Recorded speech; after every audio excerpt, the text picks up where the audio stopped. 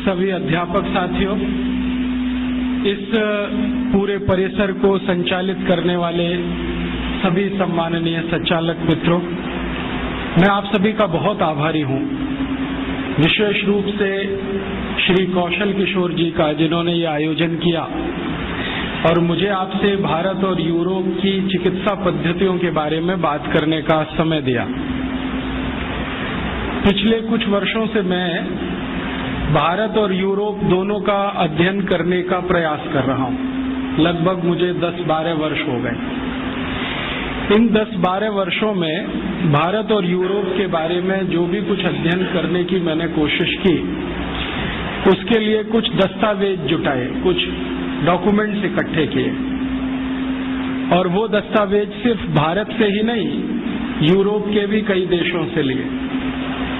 धीरे धीरे दस्तावेजों की संख्या लगभग 50,000 हो गई। उनका अध्ययन और अभ्यास करके मुझे जो समझ में आया वो मैं आपसे शेयर करना चाहता हूं। हमारे भारत की जो चिकित्सा पद्धति है और यूरोप की जो चिकित्सा पद्धति है, दोनों में काफी कुछ भिन्नता है।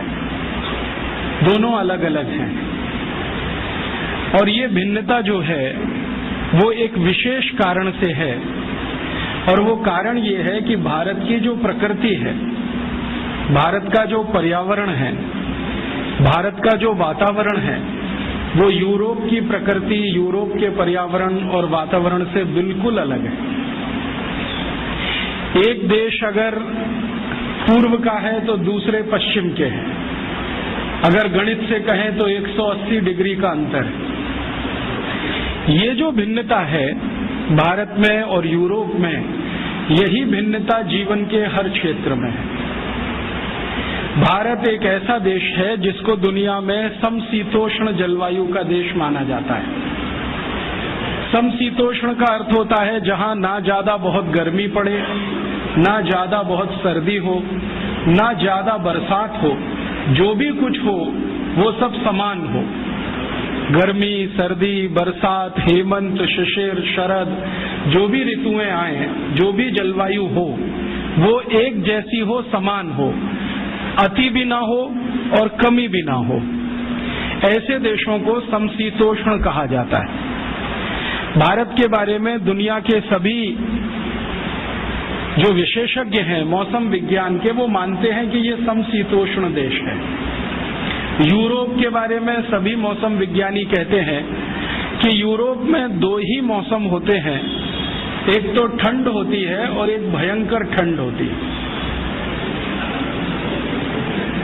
ठंड का अर्थ है जब तापमान 0 डिग्री के आसपास हो या 0 से लेके 4-5 डिग्री के बीच में रहे। भयंकर ठंड का मतलब है जब तापमान 0 से नीचे हो और -20 डिग्री सेंटीग्रेड तक हो। कभी कभी तो कुछ देश ऐसे हैं जैसे डेनमार्क, नॉर्वे, वहां -40 डिग्री सेंटीग्रेड भी हो जाए।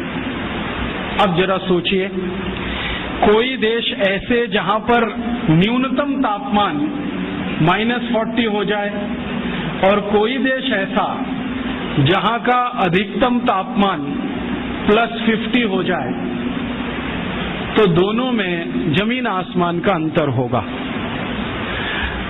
आपका शरीर जो है ना, वो तापमान के हिसाब से अपने आप को बदलता है, या शरीर की कुछ प्रणालियां ऐसी हैं जो शरीर को तापमान के हिसाब से व्यवस्थित करती रहती।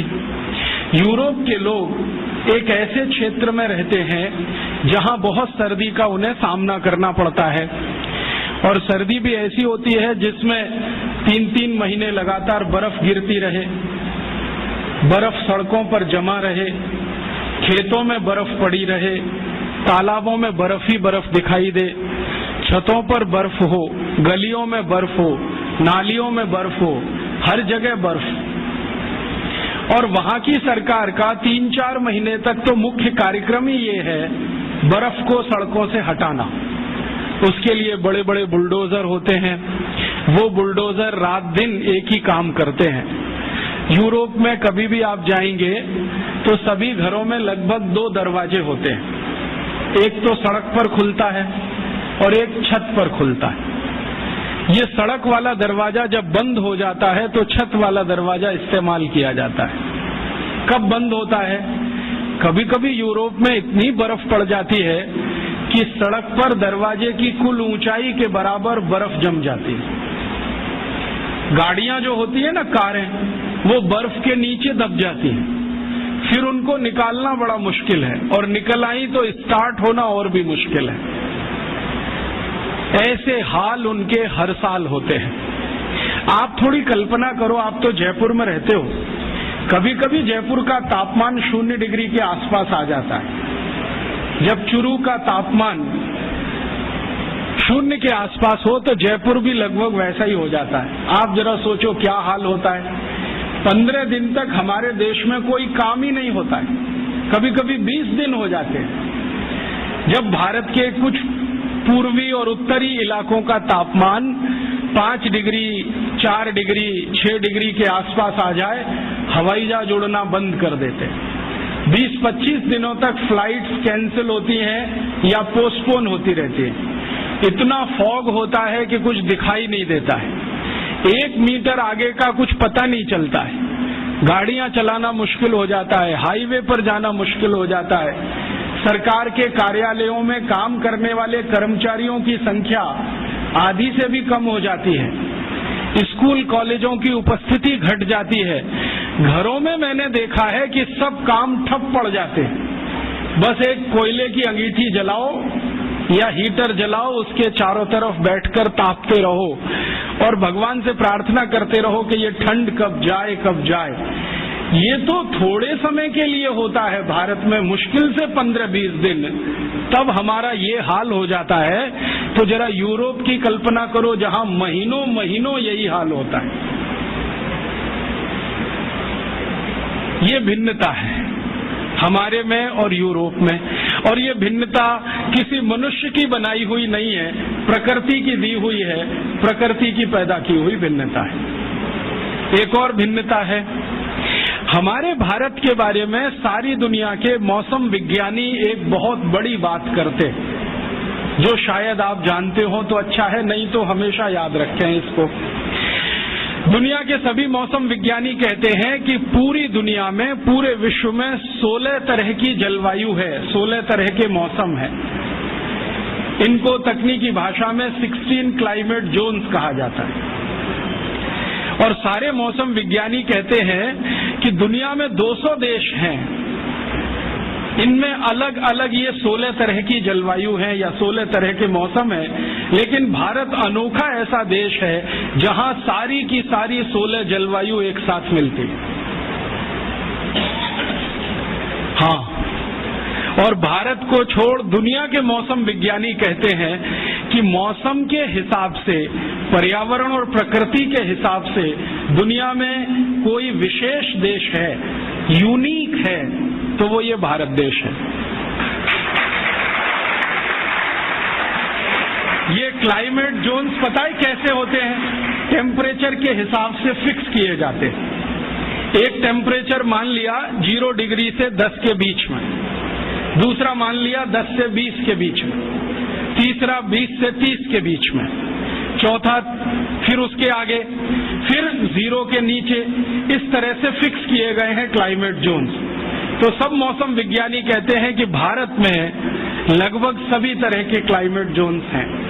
और इसको मूर्त रूप में मैं कहूं, ये तो अमूर्त बात हुई, कुछ मूर्त बात अगर कहूं तो अगर आप भारत में अफ्रीका के रेगिस्तानी जलवायु को देखना चाहें तो राजस्थान के जैसलमेर में आ जाइए, आपको अफ्रीका का रेगिस्तान वहां दिखाई दे जाएगा। अगर आप भारत में स्विट्जरलैंड की बर्फ गिरती हुई देखना चाहें तो जम्मू कश्मीर में चले जाइए, उत्तरांचल में चले जाइए, आपको वो दिखाई दे जाएगा।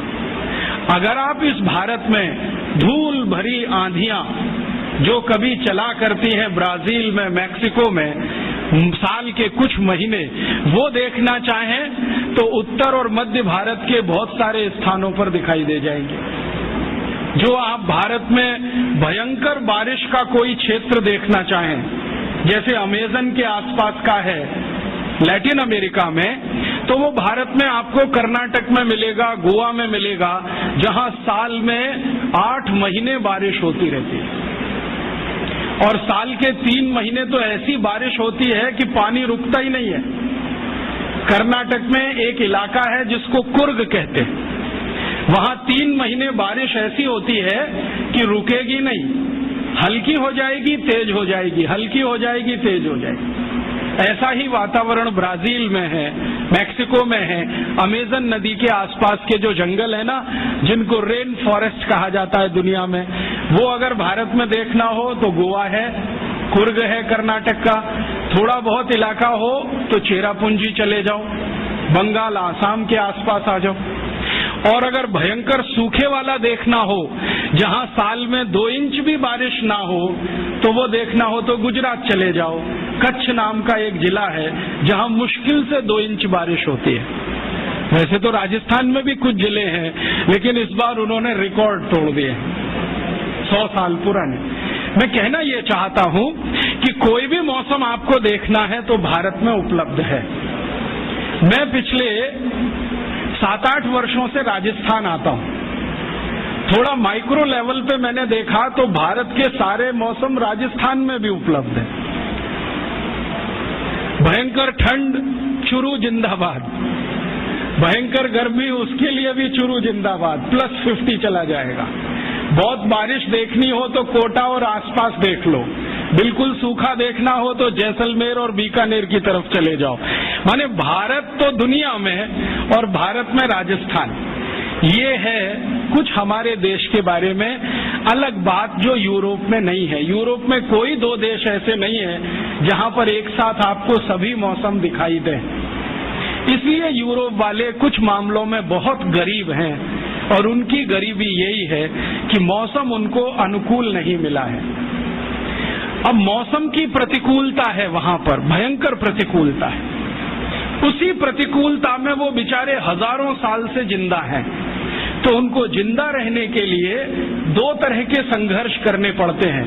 एक तो मौसम के साथ, जलवायु के साथ, दूसरा अपनी जिंदगी को टिकाए रखने के लिए, चलाए रखने के लिए। भारतवासी इस मामले में भाग्यशाली हैं कि उनको मौसम के साथ कोई बड़ा संघर्ष नहीं करना पड़ता ज्यादा। यहां तो बड़ा संघर्ष जिंदगी को चलाए रखने का ज्यादा है। यूरोप के जिन नागरिकों को हजारों साल से मौसम से लड़ना पड़ रहा है, वो लोग भी वैसे ही हो गए हैं जैसे उनका मौसम है। उनका मौसम माने ठंडा और भयंकर ठंडा, ऐसे ही वो लोग हैं, बर्फ जैसे ही हो गए। मैंने एक बार मेरे ऊपर एक छोटा सा प्रयोग किया था। बर्फ की 4 सिल्लियां मंगाई और चारों तरफ लगा के मैं बीच में बैठ गया। थोड़ी देर के बाद मैंने महसूस किया कि मेरा शरीर बर्फ जैसा ही होता जा रहा है। पैर के घुटने एकदम कड़क हो गए, पांव की उंगलियां कड़क हो गई, हिलाना भी मुश्किल, हाथ पैर की उंगलियां कड़क हो गई। फिर मैंने कहा थोड़ी देर लेट के देख लो, तो लेट गया तो सिर ऐसा ठंडा हो गया जैसे लगे कि बर्फ बांध दी हो किसी ने सिर पर। तब मैंने महसूस किया कि मैं तो 1 घंटे में परेशान हो गया बर्फ की सिल्लियों के बीच में बैठकर और लेटकर। बेचारे यूरोप वालों का सोचो, जो हजारों साल से बर्फ चारों तरफ है और उसी में बैठ रहे हैं, लेट रहे हैं, और वही उनकी जिंदगी है। थोड़ा आगे बढ़े। भारत की और यूरोप की भिन्नताओं में से एक भिन्नता और है कि यूरोप में चूंकि बर्फ बहुत है, ठंडी बहुत है, इसलिए सूर्य का प्रकाश बहुत अधिक नहीं है वहां पर। भारत एक ऐसा देश है जिसको भगवान ने ऐसा कोई वरदान दे रखा है जहां हर दिन सूर्य का प्रकाश होता है। इस देश में साल में मुश्किल से 2 या 3 दिन ऐसे जाते हैं जब सूर्य ना दिखाई दे, लेकिन सूर्य की तपन बराबर रहती है, आंच बराबर महसूस होती है। सूर्य नहीं दिखे तो बात अलग है, उसकी गर्मी का एहसास हम बराबर कर सकते हैं। यूरोप में ऐसा नहीं होता। यूरोप में कई कई महीने ऐसे होते हैं जब सूर्य ही दिखाई नहीं देता, और जिस दिन उनको सूर्य दिख गया उस दिन वो पागल हो जाते हैं सबके। हाँ, और वही दिन उनका संडे हो जाता है, सूर्य का दिन, और उस दिन वो एक दूसरे को गुड मॉर्निंग कहने लगते हैं, क्योंकि आज की सुबह बहुत अच्छी है, क्योंकि सूर्य दिख गया। भारत में every morning is good morning, हजारों साल से है, अगले हजारों साल रहने वाला है। तो यहाँ सूर्य का प्रकाश भरपूर है, यूरोप में बहुत ही कम है। अगर आप ग्रीनलैंड की तरफ चले जाएं तो वहां तो ऐसी बुरी हाल है, 8 महीने 9 महीने सूर्य लगातार दिखने को मिलेगा ही नहीं, इतना बुरा हाल है उस इलाके का। अब आप जरा थोड़ा गंभीरता से सरल बातें समझने की कोशिश करो। जिस देश में सूर्य का प्रकाश भरपूर होगा वहां पर पेड़ पौधों की प्रजातियां बहुत होंगी, और जिस देश में सूर्य का प्रकाश ही नहीं होगा वहां जमीन में से कुछ घास का तिनका भी पैदा नहीं होगा। आप जानते हैं, भूमि में कितना भी अच्छा बीज डालो, कितनी भी अच्छी खाद लगाओ, कितना भी सुंदर से सुंदर व्यवस्था करो उसकी, और कितनी भी अच्छी व्यवस्था करो पानी की, लेकिन जो सूर्य का प्रकाश नहीं हो और गर्मी ना मिले तो बीज में से अंकुरण नहीं होता। यूरोप की कल्पना करो, जहां खेतों में महीनों महीनों बर्फ जमी रहे, वहां तो घास का तिनका भी नहीं उग सकता। तो इसलिए यूरोप के देशों में पेड़ पौधे ज्यादा नहीं होते, अर्थात पेड़ पौधों में विविधता नहीं होती, अर्थात वहां के जंगलों में बहुत किस्म के पेड़ पौधे नहीं मिलते। ले दे के 2-4 तरह के वृक्ष यूरोप के सभी देशों में दिखाई देते। कभी कभी तो इतना तकलीफ हो जाती है कि यूरोप का एक देश छोड़ के दूसरे में घुस गए, पता ही नहीं चलता कि देश बदल गया, जब तक कि कोई बोले नहीं और समझ में नहीं आए कि ये भाषा फ्रेंच से अब जर्मन हो गई है, जर्मन से इटालियन हो गई है, इटालियन से डच हो गई है, डच से पोर्चुगीज हो गई है, फिर स्पेनिश हो गई है, तब पता चलता है कि जी हमने देश बदल लिया। वरना पेड़ों को देखकर, मनुष्यों को देखकर पता ही नहीं चलता कि हमने देश बदल दिया। पेड़ पौधे उनके यहाँ बहुत ही कम है, अर्थात अंग्रेजी का एक शब्द बायोडाइवर्सिटी उनकी बहुत खराब है, या बहुत पुअर है, या वो बायोडाइवर्सिटी में बहुत गरीब है। भारत देश में इसका उल्टा है, सूर्य का प्रकाश भरपूर है, मिट्टी यहाँ की बहुत अच्छी है, यूरोप की मिट्टी भी अच्छी नहीं है। आप जरा सोचो, अगर किसी मिट्टी पर महीनों महीनों बर्फ पड़ी रहे तो वो मिट्टी न रह के पत्थर हो जाएगी, और उस पत्थर में से कुछ भी उगना बहुत मुश्किल हो जाएगा। तो वहां की मिट्टी भी पत्थर जैसी है, यहाँ की मिट्टी एकदम नरम है, मक्खन के जैसी। भारत में कई क्षेत्रों की मिट्टी तो ऐसी है कि नंगे पांव आप खेतों में चले जाओ, घुटने तक का पैर मिट्टी में अंदर धंस जाता है, इतनी नरम, इतनी कोमल, इतनी मुलायम। अगर मिट्टी नरम है तो बारिश के पानी को ज्यादा पकड़ेगी, मिट्टी नरम है तो सूर्य का प्रकाश नीचे तक जाएगा, मिट्टी नरम है तो हवा भी अंदर तक आएगी। तो हर पेड़ के पौधे की जड़ को या बीज को भरपूर मात्रा में बारिश का पानी मिल जाता है, सूरज की धूप भी मिल जाती है और हवा भी मिल जाती है, तो उनकी जो बढ़त है, ग्रोथ है, वो बहुत अच्छी होती है। यूरोप में ऐसा कुछ भी नहीं हो पाता। तो वहां की मिट्टी भी कड़क है, पानी की व्यवस्था ठीक नहीं है, तो पेड़ पौधे बहुत कम हैं, जैव विविधता बहुत कम है, बायोडाइवर्सिटी बहुत कम है। अब जरा सोचो, जिन देशों में पेड़ पौधे ही नहीं है तो वहां जड़ी बूटियां भी कम होंगी, क्योंकि जड़ी बूटियां पेड़ पौधों का ही हिस्सा है। तो जिन देशों में पेड़ पौधे कम होंगे वहां की जड़ी बूटियां कम होंगी, और अगर जड़ी बूटियां बहुत कम हैं तो वहां आयुर्वेद नहीं होगा। वो कितनी भी ताकत लगा लें, वहां आयुर्वेद नहीं होगा। अगर उनको अपने यहाँ आयुर्वेद चलाना है तो वो भारत की मदद से ही चलेगा, उनकी अपनी ताकत नहीं है उन जड़ी बूटियों को पैदा करने की। हमारे बहुत सारे मित्र कहते रहते हैं, देखो राजीव भाई, यूरोप में आजकल आयुर्वेद का बहुत प्रचार हो रहा है, अमेरिका में भी हो रहा है, हाँ, वो हो रहा है भारत से ले जाई गई जड़ी बूटियों के आधार पर, या भारत के पड़ोसी देश चीन से मंगाई गई जड़ी बूटियों के आधार पर। आप सोचेंगे और हैरान हो जाएंगे, यूरोप और अमेरिका के सभी देश एक साल में 2500 अरब डॉलर की जड़ी बूटियां भारत और चीन से खरीदते, क्योंकि उनके यहां वो होती नहीं है। होगी कहां से? उसको होने के लिए जो मौसम की अनुकूलता चाहिए वो उनके पास है नहीं। तो जड़ी बूटियां होंगी नहीं तो उस देश में आयुर्वेद कहां से आएगा? उस देश में चरक संहिता कैसे लिखी जाएगी? तो आप ये मान लो कि मौसम ने उनको बेगाना बना दिया, गरीब बना दिया। वहां ऐसा कुछ भी नहीं है जो भारत में हमको दिखाई देता है। अब भारत में आ जाएं, यहाँ वो सब कुछ है, मौसम की अनुकूलता है, प्रकृति की अनुकूलता है, ईश्वर की कोई विशेष कृपा है, जो इसी देश में 16 जलवायु हैं। ये सब होने से हमारे यहाँ बहुत कुछ होगा, जड़ी बूटियां होंगी। एक बार क्या हुआ, मैं उड़ीसा गया था। उड़ीसा में एक पर्वत है, उसका नाम है गंधमार्दन पर्वत।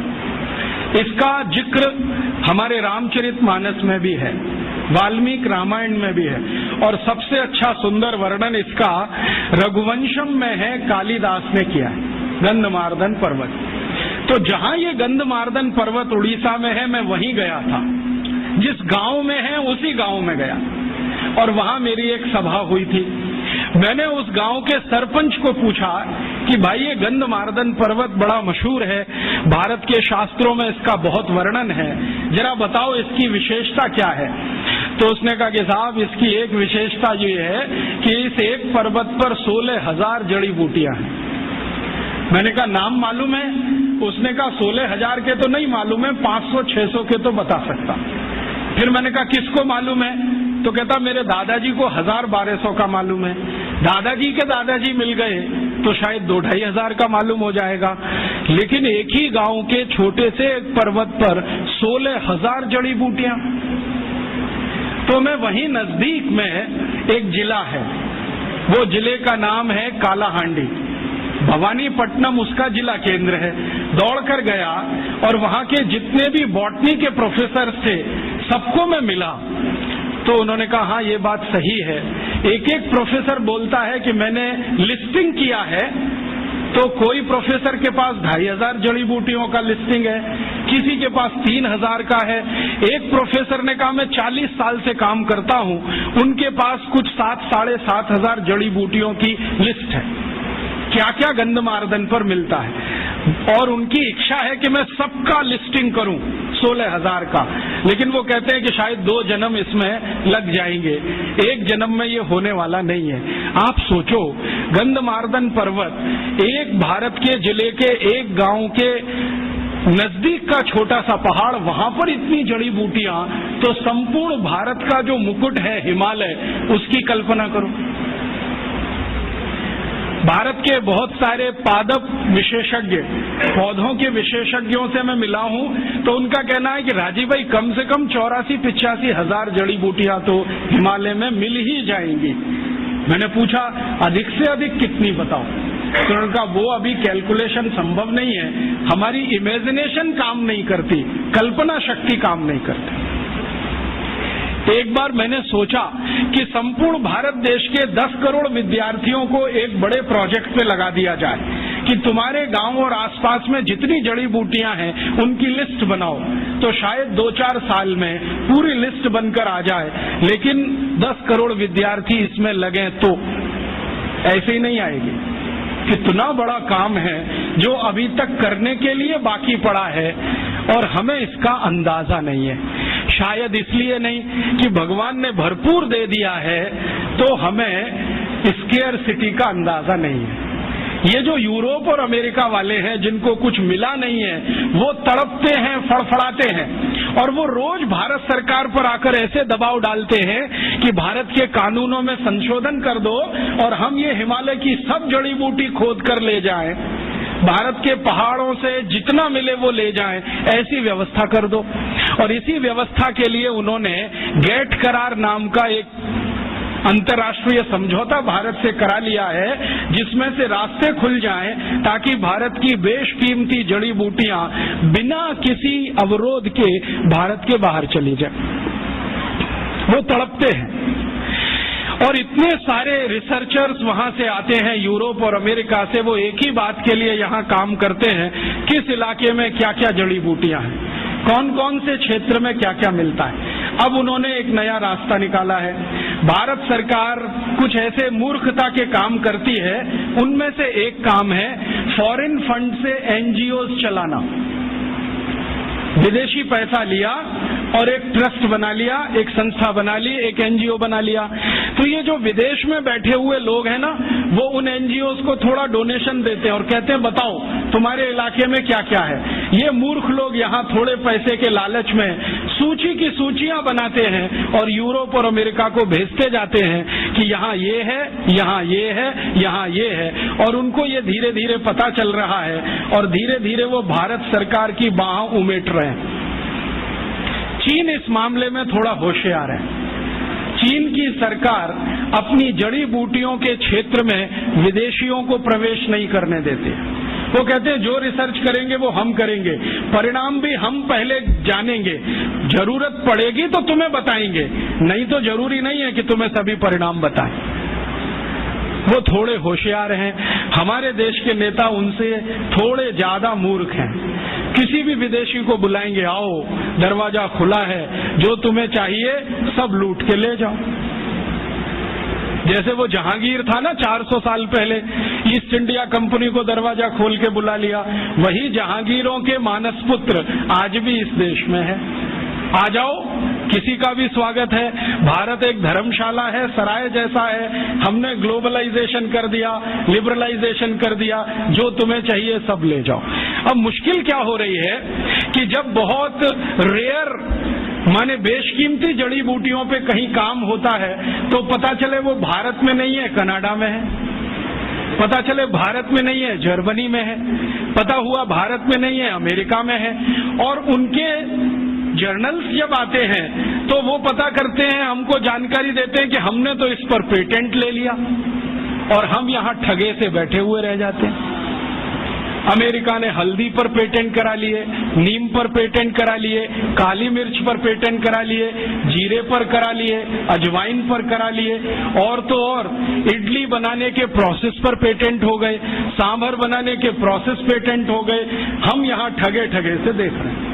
अखबारों में खबर आती है तो पता चलता है। इससे सिद्ध क्या होता है, भगवान का दिया हुआ हमारे पास सब कुछ है, लेकिन हमने उसको ध्यान देना बंद कर दिया, बेदरकारी किया। उनके पास कुछ नहीं है तो वो एक एक छोटी छोटी बात के लिए तरसते हैं।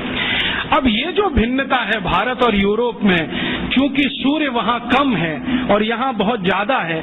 आप जानते हैं दुनिया में पूरे ब्रह्मांड का केंद्र ही सूर्य है। अगर सूर्य मेहरबान है तो सब कुछ आपके लिए है, और जो सूर्य की मेहरबानी नहीं है तो आपके लिए कुछ भी नहीं है। तो इस देश में बहुत कुछ ऐसा, तो शायद ऐसे कारण से ही इस देश में आयुर्वेद जन्म लिया होगा। और आयुर्वेद ने जन्म लिया होगा तो ये उतना ही पुराना होगा जितना पुराना भारत है। कुछ विदेशी इतिहासकार ऐसा बोलते हैं कि आयुर्वेद 2500 साल पुराना। कुछ जर्मन लोगों ने बोलना शुरू किया भारत का आयुर्वेद 3500 साल पुराना। कुछ ने बोलना शुरू किया भारत का आयुर्वेद 10,000 साल पुराना। कोई बोलता है 10,000 साल, कोई कहता है 3500 साल, कोई कहता है 2500 साल। वो अपनी अपनी बुद्धि के हिसाब से कहते हैं। लेकिन मेरा कहना है कि अगर ये 10,000 साल का किस्सा है, 2-5 हजार साल का किस्सा है, तो वो हनुमान जी गए थे लक्ष्मण को संजीवनी बूटी लाने के लिए, वो किस्सा तो, और हनुमान जी का किस्सा हम सब जानते हैं। संजीवनी उनको पहचान में नहीं आई तो पर्वत ही उखाड़ के ले आए। तो जो वैद्य थे ना राम जी की सेना के, जिनका नाम था सुषेण, तो वैद्य सुषेण ने कहा मैंने तुमसे एक बूटी मंगाई थी, तो उनका वैद्य जी मुझे समझ में नहीं आती, मैं पर्वत ले आया। और ये कहानी आगे बढ़ती है रामचरितमानस में तो नहीं, रघुवंशम में, कि उस एक छोटे से पर्वत के टुकड़े से कुछ 1200 औषधियां वैद्य सुषेण ने निकाली थी और उन्हीं औषधियों की ताकत से रामचंद्र जी ने रावण से युद्ध किया था और युद्ध में घायल अपने सभी सैनिकों को रात भर में दवाओं का लेपन करके अगले दिन फिर लड़ने के लिए तैयार कर दिया था। तो हम कैसे कहें कि ये आयुर्वेद 2000 साल 5000 साल, भगवान श्री राम को ही 8.5 लाख साल से ज्यादा हो गए अगर हम हिसाब निकालें। और जो भगवान राम के पहले की बात करें तो भगवान राम खुद ही कह रहे हैं कि मेरे जो पूर्वज थे रघु, दिलीप, वो सभी आयुर्वेद के ज्ञाता थे, माने जड़ी बूटियों का उनको ज्ञान था। अगर राम के पूर्वज उनको भी जड़ी बूटियों का ज्ञान था तो बढ़ते चले जाएं तो ये समय की सीमा तो रुकती नहीं। तब मैंने अपने मन में संतोष के लिए ये तय मान लिया है कि ये भारत की जड़ी बूटियों का विज्ञान या आयुर्वेद उतना ही पुराना है जितना भारत है। अब भारत की उम्र अगर हम जैन शास्त्रों के हिसाब से निकालें तो भगवान आदिनाथ से शुरू होती है और भगवान आदिनाथ का समय 1-2 साल का नहीं, 1-2 हजार साल का नहीं, कुछ करोड़ वर्षों का है। तो भारत भी कुछ करोड़ वर्षों का है, तो भारत की जड़ी बूटियां भी करोड़ वर्षों की होंगी, क्योंकि भारत में एक चीज जो निश्चित है, बाकी बहुत सारी चीजें बदली होंगी, सूर्य का प्रकाश। ये भगवान आदिनाथ के जमाने में भी होगा और आज सन 2006 में भी है। इस सूर्य के प्रकाश के कारण जैव विविधता, बायोडाइवर्सिटी उस समय भी रही होगी जो आज है। आज शायद कमी आई है, उस समय इससे भी ज्यादा रही होगी, क्योंकि हमने आज जो विकास का रास्ता अपनाया है उसमें इस जैव विविधता का ही, बायोडाइवर्सिटी का ही सबसे ज्यादा नाश हो रहा है। अब थोड़ा आगे बढ़ें कि भारत और यूरोप में ये अंतर है। अब उनके पास तो ज्यादा कुछ है नहीं, पेड़ पौधों के नाम पर, जड़ी बूटियों के नाम पर, तो दुनिया से जो मिलेगा उसी से वो अपना काम चलाएंगे। हमारे पास चूंकि सब कुछ है इसलिए हमें दुनिया में कहीं जाने की जरूरत नहीं पड़ेगी। इसलिए भारत के जितने महान लोग हुए जिनके नाम आप सब सुनते हैं, जैसे एक बड़े महर्षि हुए भरद्वाज, जिनको इस देश में आयुर्वेद के सबसे बड़े ज्ञाता के रूप में जाना जाता है, या बड़े एक महर्षि हुए चरक, एक थे सुश्रुत, जमदग्नि, काश्यप, ये सब लोग तो आज के नहीं हैं, कुछ तो हजारों साल के हैं, कुछ लाखों साल के हैं। तो इनके पास ये सब ज्ञान जो उपस्थित हुआ वो प्रकृति ने मदद की होगी और इसलिए इतना सब हो गया।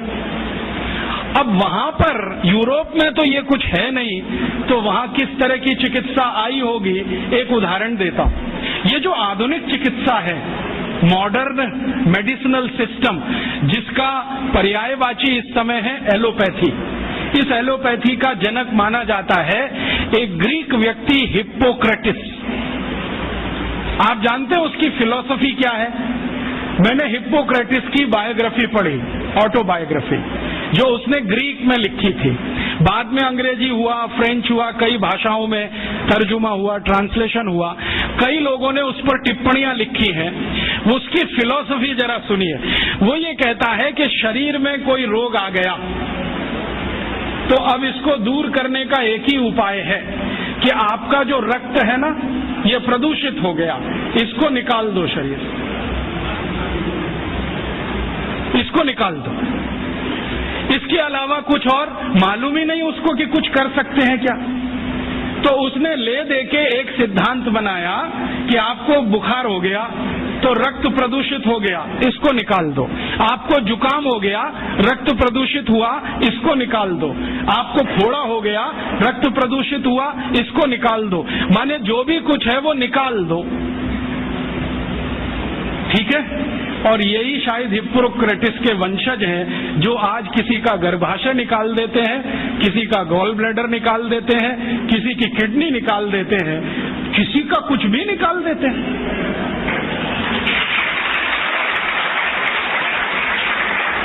और निकालने के पहले हमको कन्विंस करते हैं, देखो ये तो बेकार है, इसमें अब रखा क्या है। अगर गर्भाशय बेकारी होता तो भगवान ने क्यों दिया? गॉल ब्लैडर बेकारी होता तो ईश्वर ने क्यों दे दिया? किडनी बेकारी है तो ये क्यों है हमारे शरीर में?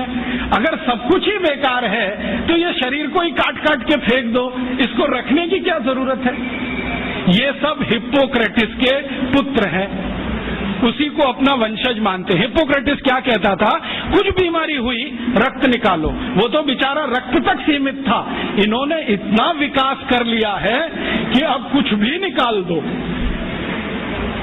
मैं आपको एक सच्ची कहानी सुनाता हूं, ये हमेशा आप याद रखना। ये जो हिप्पोक्रेटिस ने विज्ञान बनाया, जिसको मॉडर्न एलोपैथिक सिस्टम कहते हैं, इस विज्ञान के शिकार दुनिया भर के लोग हुए, दुनिया भर के लोग। मैं आपको एक नाम सुनाता हूं जो जल्दी आपके समझ में आ जाए। अमेरिका के पहले राष्ट्रपति जॉर्ज वॉशिंगटन, मालूम है?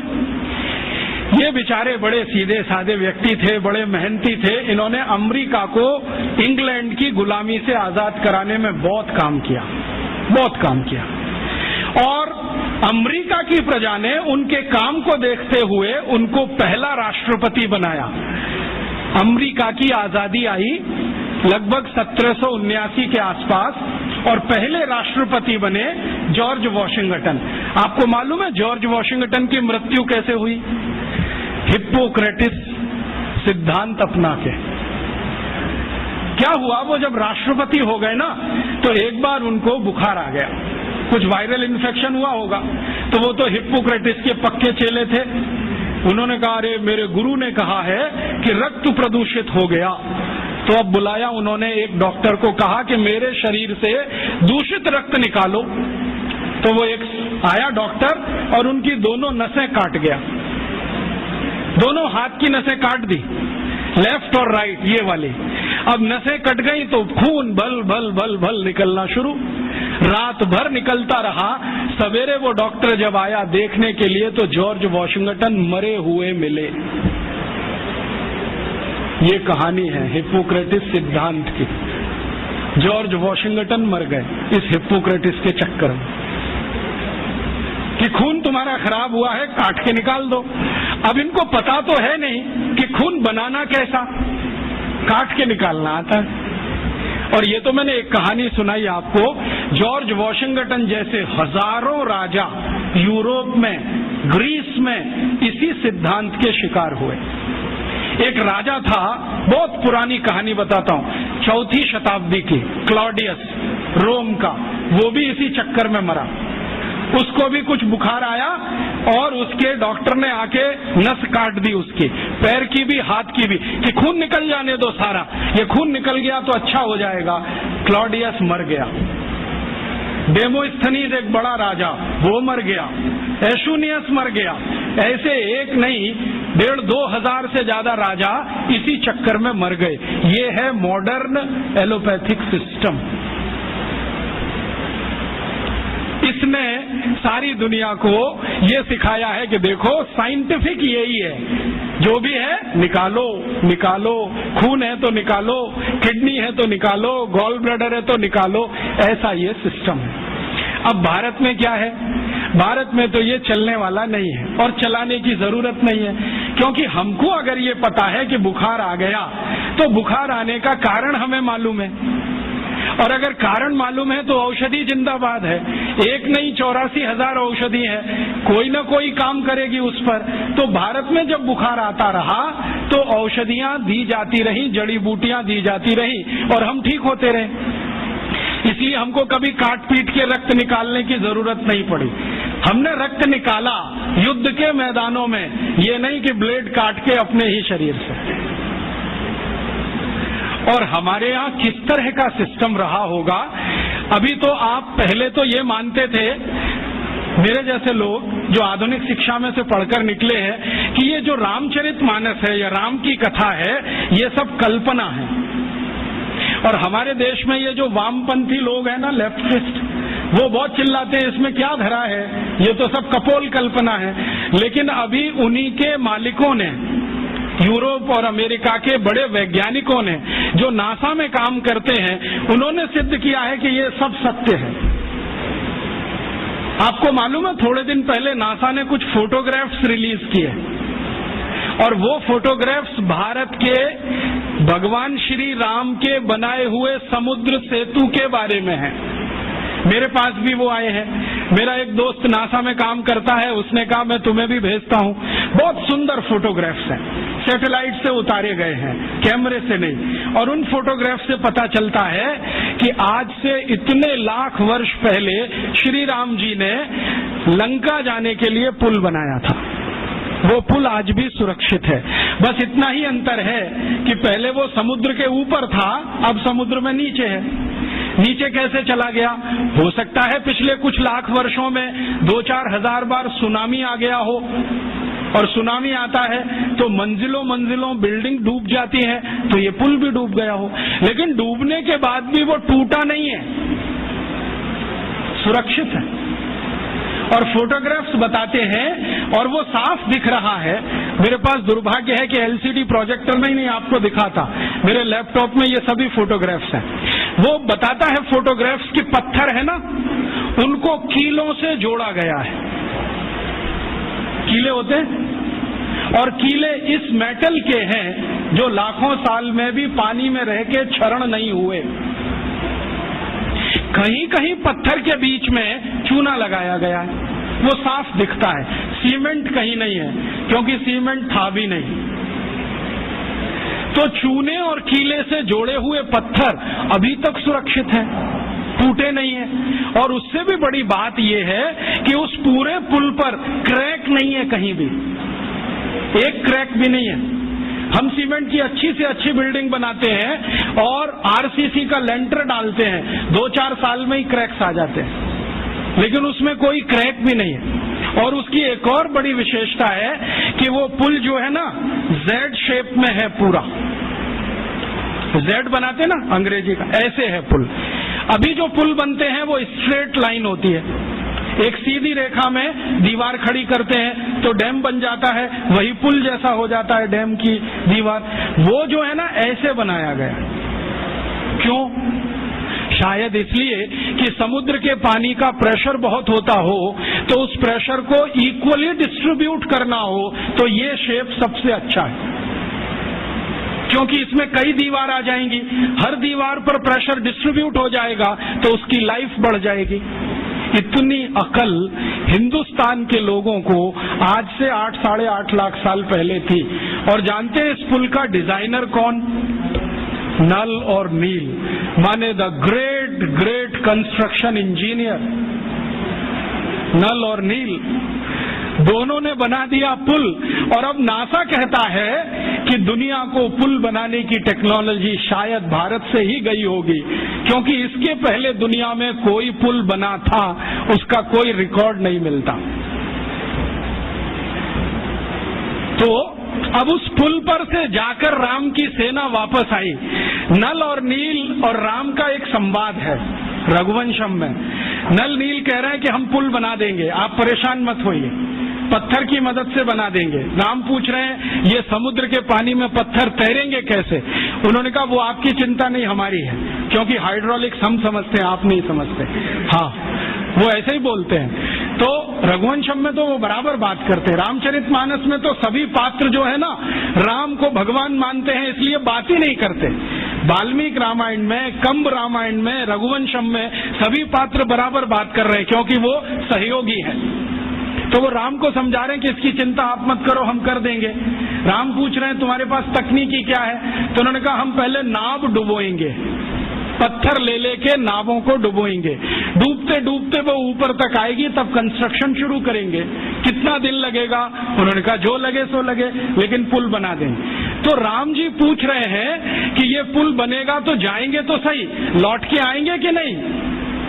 तो उन्होंने कहा आपको मैं एक गारंटी दे सकता हूं कि अपनी सेना जो जाएगी वो तो लौट के आएगी, जो रावण की सेना इस पुल पर आई तो ये डूब जाएगा।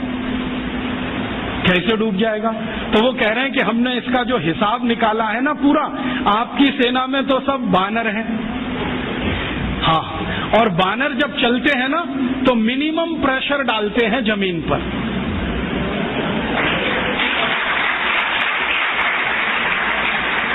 आपने देखा है ना, उनके पंजे भगवान ने कुछ ऐसे बनाए हैं कि उनका जमीन पर पंजे का टिकना बहुत कम दबाव डालता है, और वो ऐसे अद्भुत ऊर्जा के मालिक हैं सब बानर कि जैसे ही पंजा टिका तुरंत जंप कर देते हैं, और वो कंटिन्यू जंप कर सकते हैं, 1 किलोमीटर तक कर सकते हैं, 2 किलोमीटर तक कर सकते हैं। तो नल नील कह रहे हैं कि हमने पुल का डिजाइन ऐसा रखा है कि ये बानर जंप करके तो निकल जाएंगे सबके सब, जो रावण की सेना आई तो ये डूब जाएगा, क्योंकि रावण की सेना में सब राक्षस हैं, राक्षस शरीर में भारी हैं, भारी होने के साथ दबाव ज्यादा डालते हैं, तो ये पुल टूट जाएगा, वो मर जाएंगे। इसलिए युद्ध में हम विजयी होंगे, हारने का चांस नहीं है। इस क्वालिटी की चीजें हैं। अब ये क्वालिटी किसी देश में आई हो तो मैं मान सकता हूं कि उस पुल को बनाने का मटेरियल उस जमाने में रहा हो, और उस पुल को बनाने वाले जो लोग रहे, नल नील जैसे पता नहीं कितने, उनको और भी बहुत कुछ ज्ञान आता हो, क्योंकि पुल बनाने में जो उन्होंने चूना घिसा है उसमें कई तरह की जड़ी बूटियां भी मिलाई गई, उनको जड़ी बूटियों का भी ज्ञान हो। तो इससे यह सिद्ध होता है कि उस जमाने का कंस्ट्रक्शन इंजीनियर जड़ी बूटियों का भी ज्ञाता होता होगा, हो सकता है आयुर्वेद भी उसको आता होगा। और राम की सेना में तो वैद्य सुषेण तो मुख्य वैद्य हैं, लेकिन राम जी की सेना में तो थोड़ी बहुत वैद्य की सब कर लेते, सीता जी भी कर लेती, उनको भी जड़ी बूटियों का ज्ञान, लक्ष्मण भी कर लेते हैं, राम खुद सीख गए हैं बहुत कुछ। तो इन घटनाओं से मैं कहना एक ही बात चाहता हूं कि शायद ये लाखों साल पुरानी विद्या है, ये 10-20 हजार साल की विद्या नहीं है। और ये लाखों साल पुरानी विद्या टिकी कैसे, आज तक जिंदा है। आज भी हम उन औषधियों का नाम जानते हैं जिनको राम जी जानते थे, वो नाम वैसे के वैसे ही चले आ रहे हैं। तो ये कैसे संभव हुआ? ये ऐसे संभव हुआ होगा कि इस विद्या को भारत के लोगों ने जीवन विद्या बना लिया होगा। जीवन विद्या माने जिंदगी के हर क्षेत्र से जुड़ी हुई, और इसको जीवन विद्या बनाया होगा तभी इसका नाम आयुर्वेद पड़ा होगा। ये आयु का विज्ञान है, चिकित्सा का नहीं है, रोगों का नहीं है, जीवन का विज्ञान है। और ये जीवन का विज्ञान सिखाया गया होगा पीढ़ी दर पीढ़ी, पीढ़ी दर पीढ़ी, पीढ़ी दर पीढ़ी। और ये शायद घरों में ही संभव है, क्योंकि घर में ही ज्यादा समय लोगों का बीतता है। तो शायद हर घरवासी को ये ज्ञान मालूम होगा। पीढ़ी दर पीढ़ी वो ज्ञान जो आया वो आज तक चला आया, और इतना अद्भुत है कि हमारे दादा दादी, नाना नानी, चाचा चाची, मामा मामी, मौसा मौसी सब इससे भरपूर हैं, सबके पास ये भंडार के रूप में है। फिर एक प्रश्न उठता है, बहुत लोग मुझे कहते हैं कि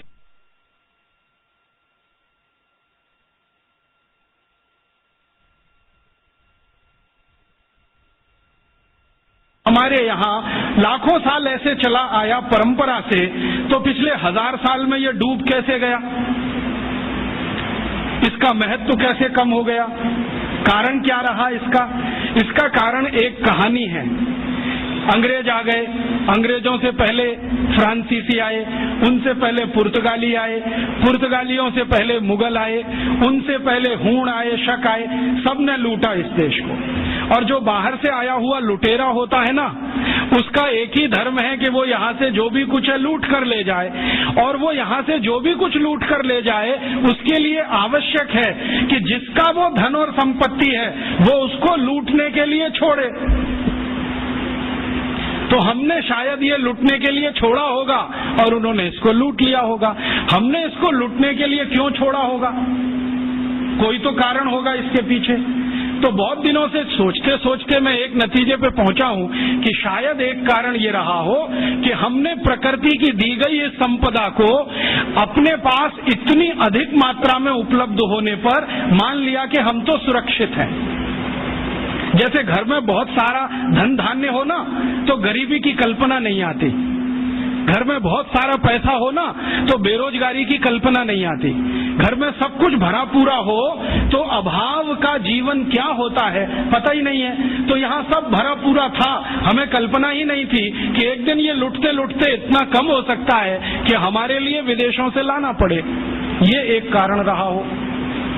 ये कारण तो नहीं मैं मानता हूं कि हम कमजोर थे और विदेशी हमसे मजबूत थे, इसलिए हमको वो परास्त कर गए युद्ध में और हम लुट गए। अगर हम कमजोर ही थे तो पृथ्वीराज चौहान कहां से आ गए, महाराणा प्रताप कहां से आ गए, शिवाजी महाराज कहां से आ गए, झांसी की रानी लक्ष्मीबाई कहां से आ गई। और पृथ्वीराज चौहान और राणा प्रताप में कोई तो यूनिक डीएनए रहा होगा, ऐसा तो नहीं है। कोई राजा अपने दुश्मन को बार बार हराए और हराने के बाद हर बार उसे माफ कर दे तो वो तो वीर नहीं महावीर होता है। ये जेनेटिक मटेरियल तो भारत में ही दिखाई देता है, दुनिया में कहीं नहीं है। मैंने दुनिया के बहुत सारे राजाओं का इतिहास पढ़ा है, उन्होंने दुश्मन को हराया तो जान से मार डाला, छोड़ा नहीं उसको। हमारे यहाँ दुश्मनों को परास्त करते रहे और हर बार माफ करते रहे। गलती से एक बार दुश्मन ने परास्त कर दिया तो माफ नहीं किया, क्योंकि उसके पास वो डीएनए नहीं था। माफ करने के लिए जो जिगर चाहिए ना, उसके लिए कुछ खास तरह का बॉडी कंस्ट्रक्शन होता है, कुछ खास तरह के एंजाइम्स होते होंगे, कुछ खास तरह के हार्मोन्स होते होंगे। तो पृथ्वीराज चौहान में तो होंगे, उनके दुश्मन में नहीं रहे होंगे। तो हम कमजोर तो नहीं थे, हमारा इतिहास बार बार बताता है कमजोर तो नहीं थे, ताकतवर तो थे। तो फिर परास्त कैसे हुए, हारे कैसे? शायद इसी से जो पृथ्वीराज चौहान की कहानी बताती है कि दुश्मन को हराया, छोड़ दिया। हमारे शास्त्रों में एक मंत्र है, वो है तो संस्कृत में, मैं सीधे हिंदी में बताता हूँ। वो मंत्र ये कहता है कि दुश्मन को, आग को, कर्जे को और बीमारी को कभी नहीं छोड़ना चाहिए। दुश्मन को, आग को, बीमारी को और कर्जे को कभी अधूरा नहीं छोड़ना चाहिए। दुश्मन को अगर छोड़ दिया तो वो ही मारेगा। फिर भारत की आजादी के पिछले 60 साल का इतिहास गवाह है, हर बार पाकिस्तान को हराया, हर बार हमने छोड़ा। 48 में हराया, छोड़ दिया। 65 में हराया, लाहौर तक हम पहुंच गए, फिर छोड़ दिया। 71 में हराया, फिर छोड़ दिया। कारगिल में हराया, फिर छोड़ दिया। और आज वही पाकिस्तान नाग बन के डस रहा है, हर तीसरे दिन बम ब्लास्ट करा रहा है इस देश में। तो शास्त्र का मंत्र मेरा नहीं है कि दुश्मन को छोड़ना नहीं चाहिए कभी भी। अगर हाथ में आ गया, खत्म कर दो। और शायद यही बात भगवत गीता में कृष्ण भी अर्जुन को समझा रहे, छोड़ो मत इनको। अगर जो तुमने छोड़ दिया तो ये विष बीज की तरह से फैलेंगे, पूरे देश में अधर्म की स्थापना कर देंगे। इसलिए कौरवों को छोड़ो मत, इनके अंतिम व्यक्ति तक संहार करो। शायद कृष्ण को शास्त्रों का ज्यादा ज्ञान रहा होगा, पृथ्वीराज चौहान को उतना नहीं रहा होगा। कृष्ण को ये जो ज्ञान था शास्त्रों का, उसी का अंतिम परिणाम था कि कौरवों में से कोई बचा नहीं। शायद पृथ्वीराज चौहान को ये ज्ञान किसी ने दिया होता तो मोहम्मद गौरी पहली बार में ही खत्म हो गया होता और भारत का इतिहास कुछ और ही होता। तो ये ज्ञान की कुछ कमी रह गई। और आज के व्यवहारिक जीवन में भी हम जानते हैं कि अगर आपने आग को जलता हुआ छोड़ दिया तो वो घर को जला देगी, गांव को भी जला देगी। अगर कर्जे को बकाया छोड़ दिया तो वो कर्जा आपको जिंदगी भर के लिए जर खरीद गुलाम बना देगा। और जो बीमारी को थोड़ा भी छोड़ दिया तो वो आपको पता नहीं किस स्वरूप में पटक देगी, ले जाए। तो ये ज्ञान की कुछ कमी आई होगी हम में, शायद हजारों साल की गुलामी में ज्ञान कम हो जाता होगा। मेरे गुरु हैं जिनका नाम है श्री धर्मपाल, बहुत बड़े इतिहासकार हैं। वो बार बार मुझे ये कहते हैं कि देखो, जिस देश में गुलामी आ जाती है, जिस समाज में गुलामी आ जाती है, उस समाज का सब कुछ चला जाता है। उनका ज्ञान चला जाता है, उनकी परंपराएं चली जाती हैं, मान्यताएं चली जाती हैं, व्यवस्थाएं टूट जाती हैं, सब कुछ चला जाता है। तो शायद 1200 साल की गुलामी ने ज्ञान में कुछ कमी लाई हो और ये हम सोचना भूल गए हो कि दुश्मन को अधूरा मत छोड़ो। इसी कारण से हम परास्त हुए, बाकी कोई दूसरा कारण नहीं था। ईस्ट इंडिया कंपनी से भारत के राजाओं के जो संघर्ष है ना, उसमें भी यही कहानी दिखाई देती है। 1825 में दक्षिण भारत में एक बड़ी रानी है जिसका नाम है कित्तूर चेन्नम्मा। वो अंग्रेजों को परास्त करती है, युद्ध में हराती है और उनको बाइज्जत बरी कर देती है कि जाओ। तो दक्षिण भारत का एक राजा है हैदर अली, जो बार बार अंग्रेजों को हराता है, हर बार छोड़ देता है। उसी का बेटा है टीपू सुल्तान, बार बार हराता है, छोड़ देता है, लेकिन एक बार टीपू सुल्तान हार जाता है तो अंग्रेज उसका मर्डर कर देते हैं, छोड़ते नहीं। तो हम अपने ज्ञान से कहीं वंचित हुए होंगे। दुश्मन को छोड़ना जो हमने सीख लिया, शायद वो हमारी पराजय का बड़ा कारण था। और उस पराजय में हमारे यहाँ सब कुछ चला गया, ज्ञान चला गया तो जड़ी बूटियां भी चली गई होंगी, हमारी शिक्षा भी गई होगी, व्यवस्थाएं भी गई होंगी। और फिर जो आधुनिक समय है पिछले 300 साल का, इसमें हम कितने पिछड़ गए अपने इस ज्ञान से। ये ऐसे पिछड़ गए, मुझे भारत के एक वैज्ञानिक हुए बहुत बड़े व्यक्ति प्रोफेसर जगदीश चंद्र बोस की एक छोटी सी घटना आपको सुनानी है। आप जानते हैं प्रोफेसर बोस का काम क्या था? उन्होंने आधुनिक जगत में ये सिद्ध किया कि पेड़ पौधों में जीवन होता है, और उनकी इसी खोज पर उनको नोबेल पुरस्कार मिला। जब वो ये प्रयोग कर रहे थे कि पेड़ पौधों में जीवन होता है, तो उन्होंने अपने हाथों से लिखे हुए लेखों में ये कहा है कि मैंने मेरे घर में कुछ पौधे रखे, आधे आधे उनका बंटवारा किया, एक हिस्से में कुछ पौधे, दूसरे हिस्से में कुछ पौधे। अब प्रोफेसर बोस क्या करते थे, सवेरे ही सवेरे सोकर उठें तो एक हिस्से के पौधों को जाकर गालियां देते थे, तुम नालायक हो, निकम्मे हो, नकारा हो, तुम्हारा रंग अच्छा नहीं, रूप अच्छा नहीं, तुम्हारे अंदर कोई गुण नहीं है, तुम ऐसे हो, तुम वैसे हो, सब गालियां देना। और दूसरी तरफ के जो पौधे थे उनको वो प्रशंसा करते थे, तुम बहुत अच्छे हो, बहुत सुंदर हो, तुम्हारे गुण बहुत अच्छे हैं, रूप रंग बहुत अच्छा है, तुम तो गुणों की खान हो, ऐसा ऐसा रोज बोलते थे। फिर प्रोफेसर साहब खुद अपने लेख में लिखते हैं 6 महीने तक उन्होंने ये किया और दोनों ही पौधों को पानी बराबर दिया, खाद बराबर दिया, समय पर सब कुछ दिया, लेकिन कुछ पौधों को गालियां दी और कुछ को प्रशंसा किया। 6 महीने के बाद परिणाम ये हुआ कि जिन पौधों को गालियां दी गई वो सब सूख गए, सब सूख गए, एक भी हरा नहीं बचा, और जिनकी प्रशंसा की वो 2 गुने से ज्यादा बड़े हो गए। तो प्रोफेसर साहब लिखते हैं कि ये पौधे भी गालियां और प्रशंसा को समझते हैं। अब इसको मैं समझाता हूं आज के हिसाब से। भारत को 300 साल अंग्रेजों ने गालियां दिया, तुम नालायक हो, निकम्मे हो, नकारा हो, तुम्हारी सभ्यता खराब है, संस्कृति खराब है, तुमको तो कपड़े पहनना भी नहीं आता, तुमको तो खाना खाना नहीं आता, तुमको सभ्यता का कोई रंच मात्र भी अंदाजा नहीं है, सभ्यता होती क्या है, विज्ञान नहीं जानते, टेक्नोलॉजी नहीं जानते, हम तुमको जो सिखा रहे हैं वही सही है। ये हम सुनते रहे सालों साल। भाई साहब, जब 6 महीने में पौधे सूख गए तो 300 साल में ये भारत भी सूख गया। और इस सूखे हुए भारत ने अपने आत्मसम्मान और स्वाभिमान को इतना गिरा दिया कि हम मानने लगे कि जो कुछ हमारा है वो सब बेकार है, दकियानूसी है, इसमें कोई तथ्य नहीं है, कोई विज्ञान सम्मत कुछ नहीं है, और जो यूरोप से आ रहा है वही अच्छा है, वही ताकतवर है। और ये इतना गहरा घुस गया कि हमारा डीएनए बदल गया, हमारा ब्लड बदल गया, शायद हार्मोन्स का बैलेंस चेंज हो गया, शायद बॉडी के केमिकल्स चेंज हो गए। और ये इतना गहरा घुसते घुसते आ गया हमारे देश के प्रथम प्रधानमंत्री पंडित नेहरू तक के अंदर, जिन्होंने पब्लिकली कहा कि आयुर्वेद में क्या रखा है, इसको तो खड्डा खोद के जमीन में गाड़ देना चाहिए, जो कुछ है वो एलोपैथी में है।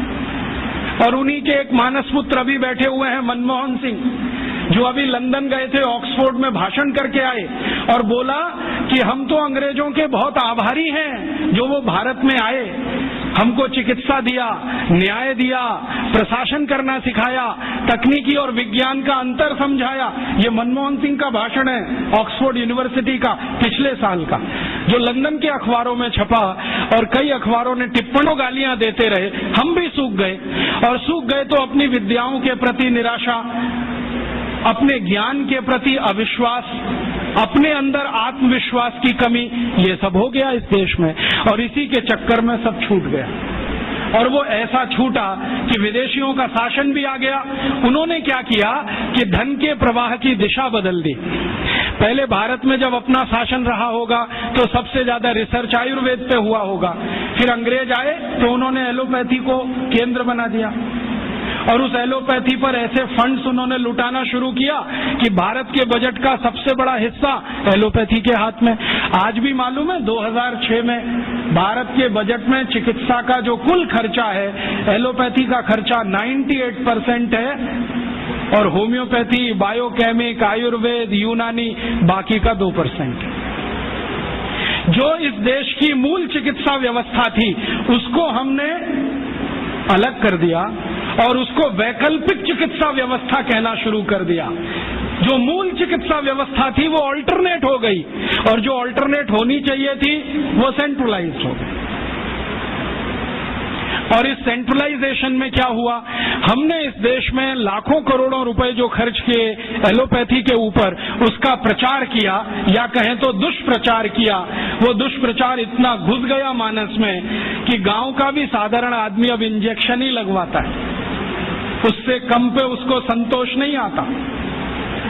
और जो डॉक्टर 8-10 गोलियां लिख दे तो वो बड़ा डॉक्टर है और जो एक गोली से ठीक कर दे वो छोटा डॉक्टर है और जो बिना गोली के ठीक कर दे वो तो मूर्ख है। जो आपको ये समझाए कि भैया ये बीमारी तुम्हारी जीवन शैली की गड़बड़ी से है, तुम जीवन शैली बदल लो, क्या फालतू बात करते हो, आप कोई डॉक्टर हो? और जो आपकी जीवन शैली की बीमारी में 20 गोलियां खिलाए, सवेरे 4 खाना गोली, दोपहर को 4 खाना, शाम को 4 खाना, गोली ही गोली खाना, रोटी मत खाना, रोटी की जगह गोलियां खाना, सब्जी मत खाना, जैसे सब्जी खाते हो ना वैसे गोलियां खाना, भर भर के हथेली, और कहना हम बहुत स्मार्ट हैं क्योंकि इतनी गोलियां खाते हैं, 500 रुपए फीस लेता है, उस डॉक्टर के पास जाते। ये घुस गया और ये घुस गया है, अब इसको निकालने की बात है। ये निकलेगा नहीं वायरस तब तक इस देश की चिकित्सा पद्धति वैकल्पिक रहेगी और बाहर से आई हुई मुख्य हो जाएगी। इस वायरस को निकालना है वो हम सबको। कैसे निकालें? पहले तो अपने ऊपर विश्वास करना सीखें कि हमारी चिकित्सा पद्धति में बहुत दम है। इसके दम के कुछ उदाहरण बताता हूं। जो भगवान राम के भाई लक्ष्मण बेहोश हो गए और सुषेण ने जब नाड़ी देखी ये तो गया, अब बचने की कोई संभावना नहीं, तब हनुमान जी को कहा जाके लाओ जल्दी से, मैं कुछ देर तो जीवन बचा सकता हूं, बाकी आगे की गारंटी नहीं है। हनुमान जी गए, संजीवनी बूटी लेके आए और सुषेण ने संजीवनी सूंघाई, खिलाई नहीं, सूंघाई और लक्ष्मण जीवित हो गए। तो कोई तो है दम भाई, ऐसा तो नहीं है सूंघने मात्र से वो जीवित हो गए। हम तो ये महाभारत की कहानी देखते हैं, युद्ध चला है और आप जानते हैं भयंकर युद्ध चला है। भारत के पिछले हजारों साल के इतिहास में सबसे भयंकर युद्ध हुआ है तो महाभारत का युद्ध हुआ है, जिसमें थोड़े बहुत नहीं लाखों लोग मारे गए। लेकिन उस युद्ध में बार बार हमें ये पता चलता है कि सवेरे से शाम तक युद्ध होता है, रात को सभी पालों के वैद्य अपने अपने घायल सैनिकों के घावों पर मरहम लगा रहे हैं, लेपन कर रहे हैं और अगले दिन वो फिर युद्ध के लिए तैयार हो रहे हैं। ऐसी कौन सी चिकित्सा पद्धति दुनिया में है जो 12 घंटे में आदमी को लड़ने के लिए तैयार कर दे? और महाभारत की ऐसी एक नहीं सैकड़ों कहानियां, उसमें से तो एक कहानी मैं बताता हूं। कौरवों की कहानी जानते हो? 100 थे, एक माता के 100 पुत्र कैसे हो गए? एक माता के 100 पुत्र कैसे हो गए? और अद्भुत बात जो समझने की है, वो 100 के 100 सभी पुत्र एक जैसे, ऊंचाई में एक जैसे, चौड़ाई में एक जैसे, लंबाई सबकी बराबर, हाथों की लंबाई बराबर, शरीर सबका एक जैसा, चेहरा सबका एक जैसा, बड़ा मुश्किल पहचानना। तो ये तो भाई कोई क्लोनिंग हुआ हो तभी संभव है, वरना कैसे संभव है? अभी तो हम प्राकृतिक तरीके से जानते हैं कि 2 ट्विंस भी पैदा हो जाएं तो एक जैसे नहीं होते, लेकिन कौरव तो सबके सब एक जैसे। तो शायद उस समय कोई बड़े महान चिकित्सक रहे हों जिन्होंने गांधारी के रक्त में से कुछ निकालकर क्लोन कर दिया हो या उनके गर्भाशय से कुछ निकालकर क्लोन किया हो, उसमें से ये कौरव पैदा हुए हों, तो ये क्लोनिंग की टेक्नोलॉजी तो 5000 साल पहले इस देश में थी। यूरोप तो अभी जान रहा है इसको, और यूरोप अभी तक भेड़ बकरियों पर प्रयोग कर रहा है। यहाँ तो आदमियों पर प्रयोग 5000 साल पहले हुआ, तो कोई तो दम होगा इसमें। हमारे सुश्रुत संहिता को आप जानते ही हैं, आप में से शायद किसी ने पढ़ा होगा, नहीं पढ़ा तो जरूर पढ़िए। सुश्रुत संहिता में बहुत साल से पढ़ता रहता हूँ। हालांकि मेरा विषय तो इलेक्ट्रॉनिक्स है, लेकिन मुझे इसमें इंटरेस्ट है। जब जब मैं सुश्रुत संहिता पढ़ता हूँ, माइक्रो लेवल पे जब जाओ तो इतने तरह के उपकरणों के वर्णन उसमें हैं, इतने तरह के उपकरणों के वर्णन है सर्जरी करने के लिए कि आश्चर्य होता है। अगर सुश्रुत संहिता से एक एक उपकरण को निकालकर लिस्ट बना दी जाए तो आज के आधुनिक सर्जरी में जितने उपकरण हैं उससे कम नहीं है। और उन उपकरणों को बनाने के लिए जो इस्तेमाल होने वाला मेटल है, फौलाद कहिए, वो सिर्फ आयरन नहीं है, ऐसा मेटल इस्तेमाल है जिसमें 7 धातुएं हैं ताकि उसमें जंग न लगे। और आज के जितने भी अच्छे से अच्छे सर्जरी के उपकरण भारत में हैं, सभी में जंग लगती है, लेकिन सुश्रुत के उपकरणों में जंग नहीं है। तो इतने तरह के उपकरण उस जमाने में बनते थे। सुश्रुत का समय तो कोई आज का नहीं है, कम से कम 3500 साल का है। उस समय अगर ऐसे उपकरण बनते थे तो कोई तो दम होगा इस देश की चिकित्सा व्यवस्था में, ऐसे तो नहीं है। जब यूरोप में और अमेरिका में शरीर की नस काटकर रक्त बहा दो, यही चिकित्सा है, उस समय इस देश में सुश्रुत की राइनोप्लास्टी रही। आपको मालूम है, राइनोप्लास्टी भारत ने दुनिया को सिखाया। और राइनोप्लास्टी के भारत में 1500 से ज्यादा केंद्र थे अंग्रेजों की ईस्ट इंडिया कंपनी के आने के पहले तक। उनके स्थान और पूरे वर्णन मेरे पास है और अंग्रेजों के दस्तावेज में से निकाले हुए हैं। भारत में सबसे बड़ा राइनोप्लास्टी का केंद्र था कांगड़ा। कांगड़ा कहाँ है? शिमला के आगे, हिमाचल में। और कांगड़ा और उसके आसपास में 700 केंद्र थे जो राइनोप्लास्टी सिखाते थे। दक्षिण में जबरदस्त केंद्र थे राइनोप्लास्टी के। मैसूर स्टेट है ना, मैसूर स्टेट में 150 से ज्यादा केंद्र थे आज से 200 साल पहले। एक पुरानी कहानी है जो दस्तावेजी है, कल्पना की नहीं है। एक अंग्रेज अधिकारी था कर्नल कूट, वो हैदर अली से लड़ा। हैदर अली ने उसको परास्त किया। परास्त करने के बाद उसकी नाक काट दिया, क्योंकि हमारे राजा ज्यादा से ज्यादा यही करते थे, गला नहीं काटते थे, नाक काट दिया, कान काट दिया। क्यों? क्योंकि नाक कटना ही बहुत बड़ी बदनामी होती थी। तो नाक काट दिया उसका। कटी हुई नाक लेके वो भागा कर्नल कूट। वो खुद अपनी डायरी में लिख रहा है कि जब मैं युद्ध में हार गया, हैदर अली ने मुझे नाक काट दी, हाथ में लेकर मैं भागा और हैदर अली की सीमा खत्म हुई मैसूर राज्य की, तो बेलगाम नाम का एक गांव आया। वहां पर एक वैद्य ने मेरी सर्जरी की। 21 दिन मुझे अपने घर में रखा, सर्जरी करके लेपन लगाया, मेरी नाक जोड़ दिया। और आज मैं पार्लियामेंट के सामने कह रहा हूं कि भारत के वैद्यों को इतना ज्ञान है, वो ये सब कर सकते हैं। इसलिए हमें भारत में अपने लोगों को भेजकर ये विद्या सीखनी चाहिए। ये उसका भाषण है हाउस ऑफ कॉमन्स। तो कर्नल कूट के इस भाषण को सुनने के बाद अंग्रेजी सरकार ने तय किया, चलो कुछ लोगों को भेजो। तो अंग्रेज आए, उन्होंने यहाँ सर्जरी सीखना शुरू किया।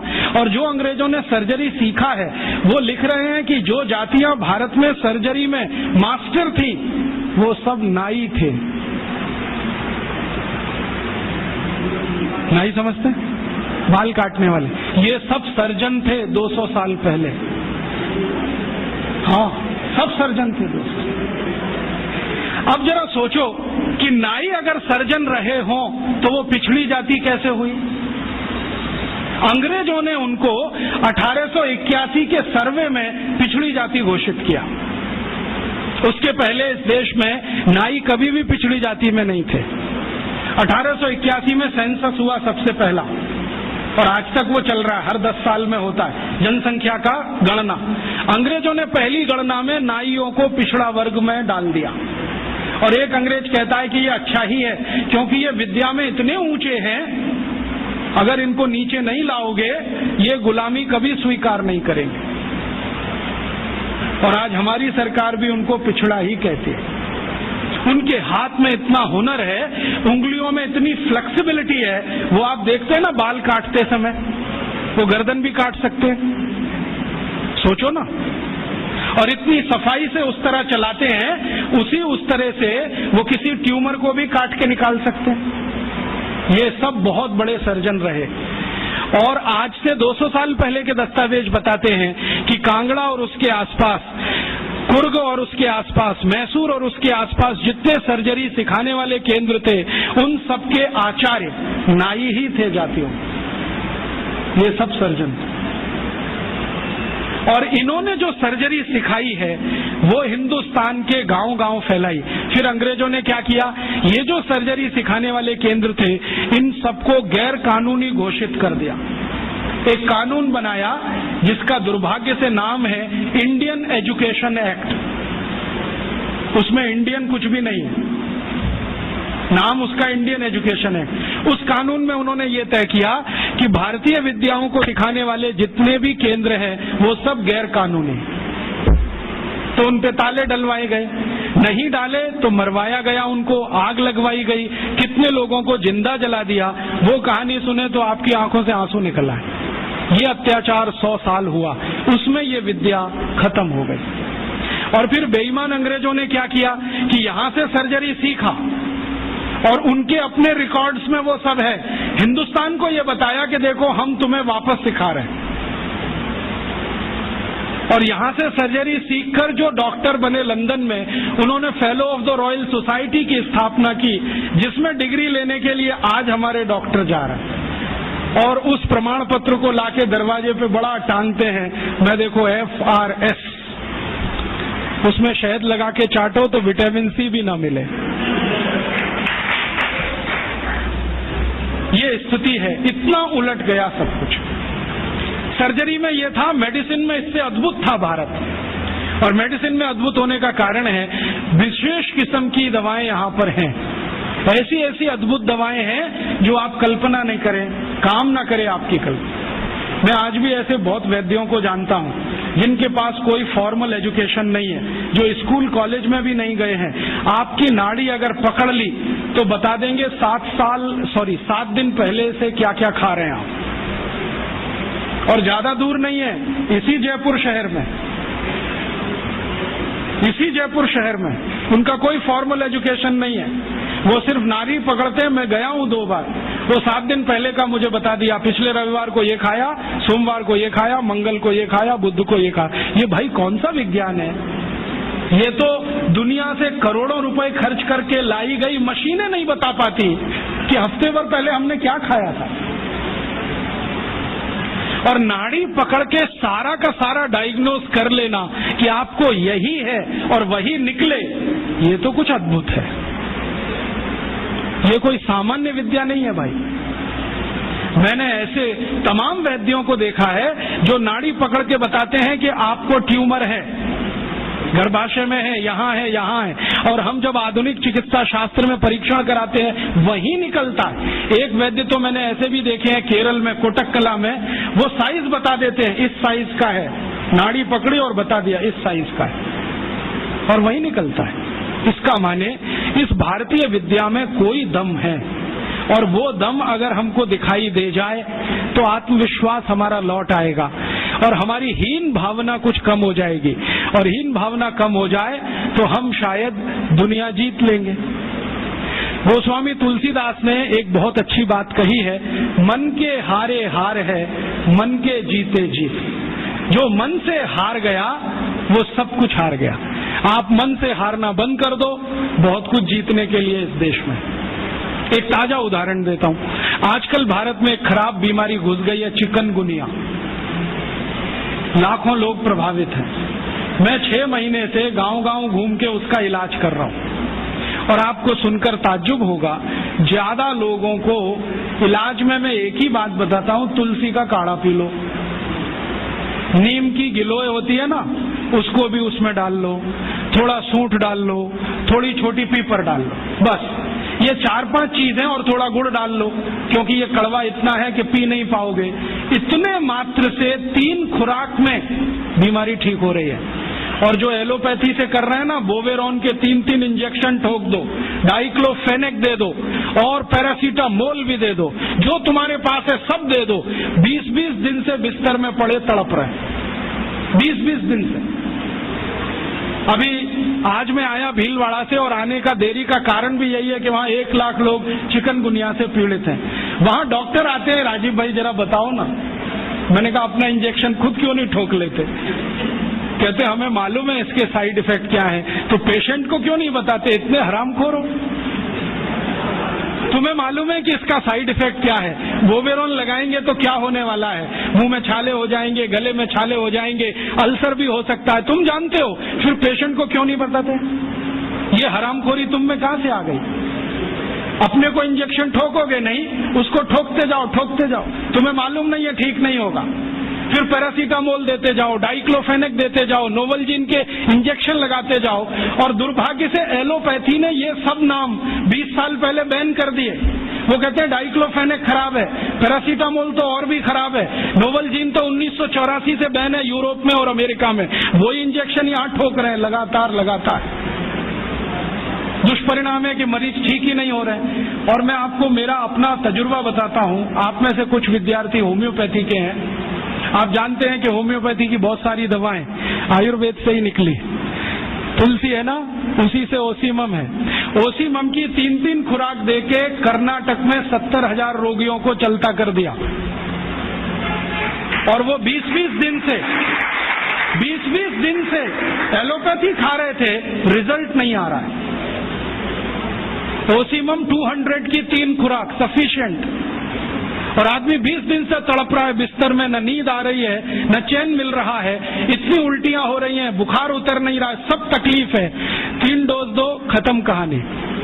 मैंने उसको फिर कुछ जरूरत ही नहीं। और फिर आज स्थिति ये है कि कर्नाटक सरकार ने हमारे ये कैंपों के रिजल्ट देखने के बाद अपने डायरेक्टर्स और ज्वाइंट डायरेक्टर सबको लाइन से लगा दिया, जाओ राजीव दीक्षित के पास, सीखो उससे वो क्या दे रहा है और रिजल्ट क्यों आ रहा है। हमने 70,000 पेशेंट को दवा दी, 6 मरे, और उन्होंने 1,22,000 को दी, उसमें से मुश्किल से 6 बचे। ये कर्नाटक का हाल है।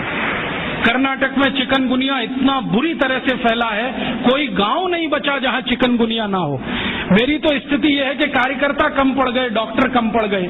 अगर मेरे पास 1,000-2,000 डॉक्टर होते तो हम कर्नाटक के उन लाखों लोगों को बचा लेते जो मर गए पिछले 6 महीने। महाराष्ट्र में भी यही है। रिजल्ट मिलते हैं उन दवाओं से, तो भरोसा क्यों नहीं करें उनके ऊपर? ओसीमम तो तुलसी में से ही बनी है भाई, और तो क्या है, डाइल्यूशन फॉर्म में है, बस इतना ही तो है। और तुलसी का काढ़ा समझ लो मदर टिंचर फॉर्म है उसका, तो काढ़ा दे दो तो समझ लो मदर टिंचर दे दिया, और पोटेंसी में दिया तो डाइल्यूट करके दिया। और आप जानते हैं कि ये आयुर्वेद का ही सिद्धांत है कि औषधि की मात्रा जितनी कम रखो असर उतना ही अधिक है। होम्योपैथी तो इसी पे काम करती है। तो अपने विज्ञान में दम तो है, अपनी विद्या में दम तो है, बस इसका प्रचार करने की बात है। प्रचार कौन करेगा? आप करेंगे। और इसका सबसे सरल तरीका है walk walk walk and talk talk talk. सबसे सरल तरीका। अगर आप इसका अपनी विद्याओं का प्रचार करना चाहते हैं, सरकार तो करेगी नहीं, क्योंकि वो एलोपैथी के चंगुल में फंसी है। हमारी सरकार के 2 मंत्रियों का तो मेरा तजुर्बा है पिछले 6 साल में। जब जब मैं उनके पास गया स्वास्थ्य मंत्री को मिलने के लिए, वो कहते राजीव भाई ये सब हमको समझता है, कर कुछ नहीं सकते, क्योंकि ऐसा जकड़ के रख लिया है। तो मैंने कहा इसमें आग तो लगा सकते हो, आग ही लगा दो हनुमान जी की तरह से, रावण की लंका एक बार जल जाए, कम से कम कहानी तो खत्म हो जाए। तो कहते हैं उतनी हिम्मत अभी तक नहीं आई है, आ जाएगी तो वो भी लगा देंगे। तो उनमें तो आने से रही, क्योंकि वो तो फंसे हैं अपने स्वार्थ में। आप इसको तैयारी करो, एक न एक दिन ये विदेश से आई हुई चिकित्सा पद्धति के तंत्र को ऐसे ही उखाड़ के फेंकना है जैसे ईस्ट इंडिया कंपनी को उखाड़ के फेंका था हमने। क्योंकि ये जो विदेशी चिकित्सा पद्धति है इसमें कोई दम नहीं है। मेरी आजकल दोस्ती हुई है अमेरिका के एक डॉक्टर से, उसका नाम है डीन ऑर्निश। मैं कभी मेल करता हूं, वो कभी मुझे मेल करता है। थोड़े दिन पहले उसने कहा कि आपकी एक बात से मैं सहमत हूं कि एलोपैथी में कोई दवा नहीं है, कोई औषधि नहीं है, जो भी है जहर है, आप ले लो। फिर आपकी ताकत कितनी है जहर पचाने की, ये इस पे निर्भर करेगा कि आप ठीक होते हैं या मरते हैं। वो कहता हमारे पास कोई औषधि नहीं, जहर ही जहर है, आप चाहो तो ले लो। तो मैंने कहा आपको ये बताया किसने, क्योंकि ये ज्ञान तो कोई आयुर्वेद का ज्ञाता ही दे सकता है। तो उसने कहा कि ये ज्ञान मुझे स्वामी शिवानंद से मिला। शिवानंद जी का नाम आप जानते हैं? महान तपस्वी, महान योगी, जिन्होंने भारत छोड़ दुनिया भर में आयुर्वेद के प्रचार के लिए काम किया, योग और प्राणायाम के लिए प्रचार का काम किया। उनसे सीखा डीन ऑर्निश ने। अब डीन ऑर्निश क्या कहता है? वो कहता है कि भारत की चिकित्सा पद्धति में इतना दम है कि लौकी के रस से हार्ट अटैक या कार्डियक अरेस्ट या ब्लॉकेज को रिवर्स किया जा सकता है, सिर्फ लौकी के रस से। और वो क्या करता है, अमेरिका कनाडा में शिविर लेता है, 500-500 रोगियों को बुलाता है, स्त्री और पुरुष सबको, और एक ही बात बताता है, लौकी का रस पियो। अब लौकी तो होती नहीं वहां, क्योंकि लौकी जो है ना ठंडे देश में हो नहीं सकती, तो लौकी यहां से जाती है। एक बार मैंने उसको ईमेल करके पूछा, भाई आप लौकी कहाँ से मंगाते हैं? तो उसने कहा भारत से। भारत में कहाँ से? उसने कहा हैदराबाद के पास कोई गांव है, वहां के कुछ किसानों से मैंने कॉन्ट्रैक्ट साइन किया है, वो रोज लौकी बनाते हैं, माने उगाते हैं। फिर हैदराबाद एयरपोर्ट से सवेरे की पहली फ्लाइट उड़ती है 3:30 बजे, उसमें लौकियां भर के जाती है। तो मैं गया वो गांव देखने के लिए, तो वहां कुछ किसान हैं जिन्होंने उससे डील किया हुआ है, उनकी पूरे खेत में लौकी ही लौकी लगा रखी है, और उन्होंने गाय रखी हुई है, गाय का गोबर ही डालते हैं, क्योंकि डीन ऑर्निश कहता है कि जो यूरिया का डाला तो लौकी काम ही नहीं आती, हाँ रिवर्सल नहीं होता, तो गाय के गोबर से लौकी बनाते हैं। और जो एक लौकी भारत में तो मुश्किल से 2 रुपए की बिकती हो, वो किसान डीन ऑर्निश को 60-65 रुपए में एक लौकी बेचते हैं। डीन ऑर्निश कहता है मुझे घाटा नहीं है, क्योंकि ये मैं $50 में बेचता हूं। $50 माने 50 गुणा 45, एक लौकी बेचता है। और करोड़ों करोड़ों अमरीकी और कनेडियन और यूरोप वासी उसकी लौकी का रस पी पी के ठीक हो रहे हैं। आते हैं, थोड़ा योग सिखा देता है, वो 1-2 चीजें जानता है, ज्यादा उसको नहीं आती, अनुलोम विलोम सिखाता है, क्योंकि शिवानंद जी ने उसको कुछ सिखाया होगा। थोड़ा अनुलोम विलोम सिखाता है, थोड़ा भस्त्रिका करा देता है, लौकी का रस पिलवाता है और उसको ठीक कर रहा है। अब उसने किताब लिख मारी, देखो कैसे बेईमान लोग, किताब लिख मारी और दुनिया में अथॉरिटी हो गया। डीन ऑर्निश लौकी पर अथॉरिटी हो गया, सारी दुनिया मानती है कि ये लौकी का विशेषज्ञ है। लेकिन दुनिया जानती नहीं है कि विशेषज्ञ तो स्वामी शिवानंद थे, जो उसको फोकट में ये सिखा गए, अब उसने इसको धंधा बना दिया।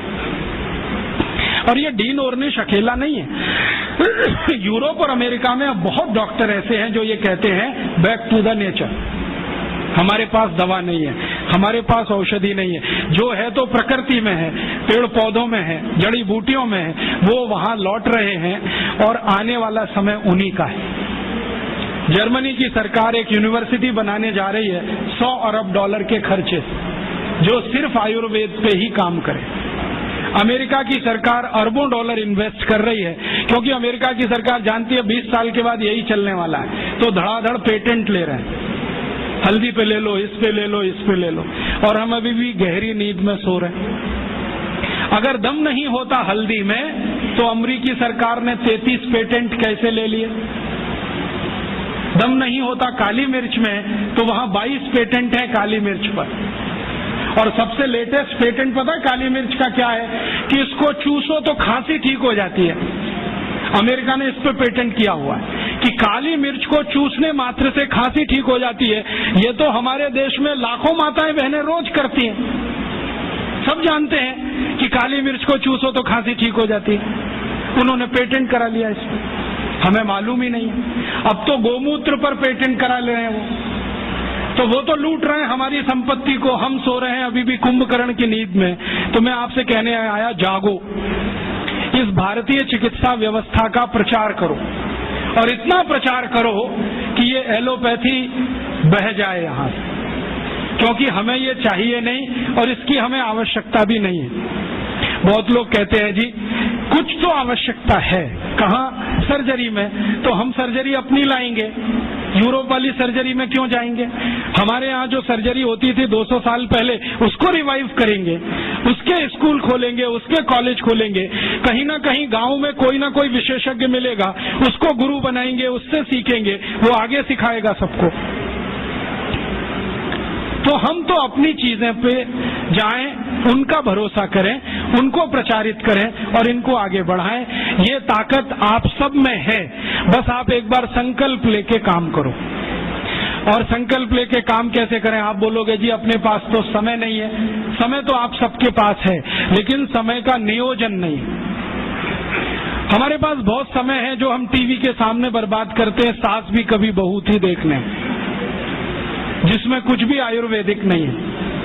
हाँ, उसमें एक ही कहानी है, किसी की पत्नी किसी के पति के साथ भाग गई, किसी का पति किसी दूसरी की पत्नी के साथ भाग लिया, कोई पुरुष 3 महिलाओं के चक्कर में, कोई महिला 3 पुरुष के चक्कर में। क्यों समय टाइम बेकार कर रहे हो भाई?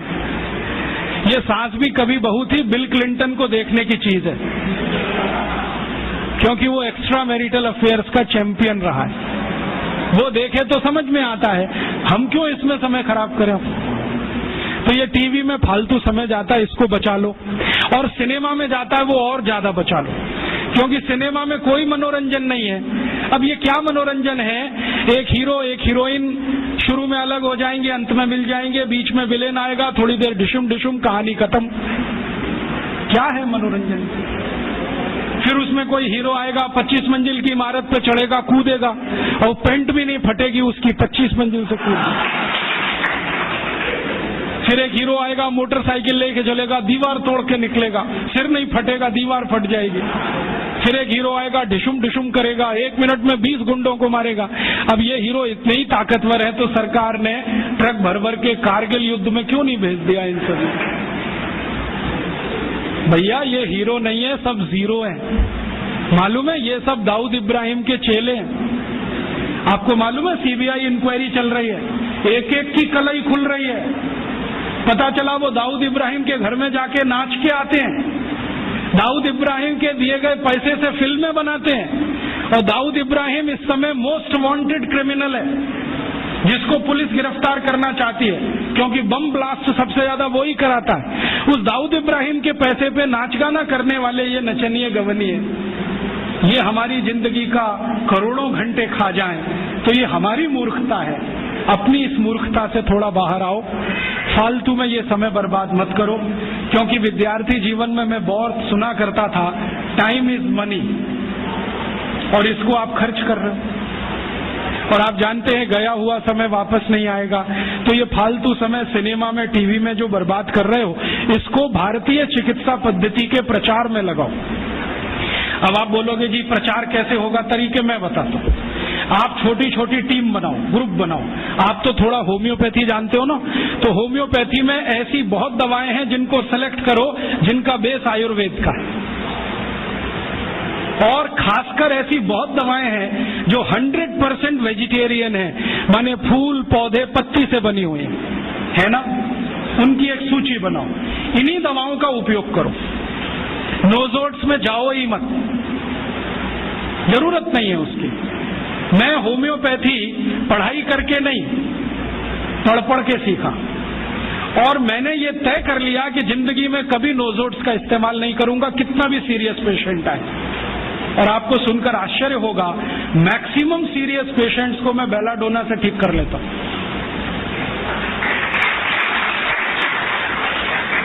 एक बार एक होम्योपैथिक कॉलेज के प्रिंसिपल ने मुझे पूछा कि राजीव भाई आपकी बेलाडोना इतनी पसंदीदा मेडिसिन क्यों है? मैंने कहा ये सभी क्रोनिक केस क्लियर करती है। कैसे करती है? मैंने कहा ध्यान से देखो तो बहुत सारे पेशेंट में बेलाडोना ही निकलती है। हम ध्यान नहीं देते इसलिए इधर उधर भटकते रहते हैं। जब अकेली बेलाडोना इतने काम कर सकती है तो काय को ऐसी मेडिसिन में जाना जो अपनी चरित्र से, प्रकृति से, स्वभाव से मेल नहीं खाती। भारत में जानते हैं मैक्सिमम लोग शाकाहारी हैं, तो स्वभाव हमारा शाकाहारी पने का है, तो दवाएं भी वही सेलेक्ट कर लो जो शाकाहारी हैं। इन दवाओं की सूची बना लो और इनको लेके गांव-गांव जाओ।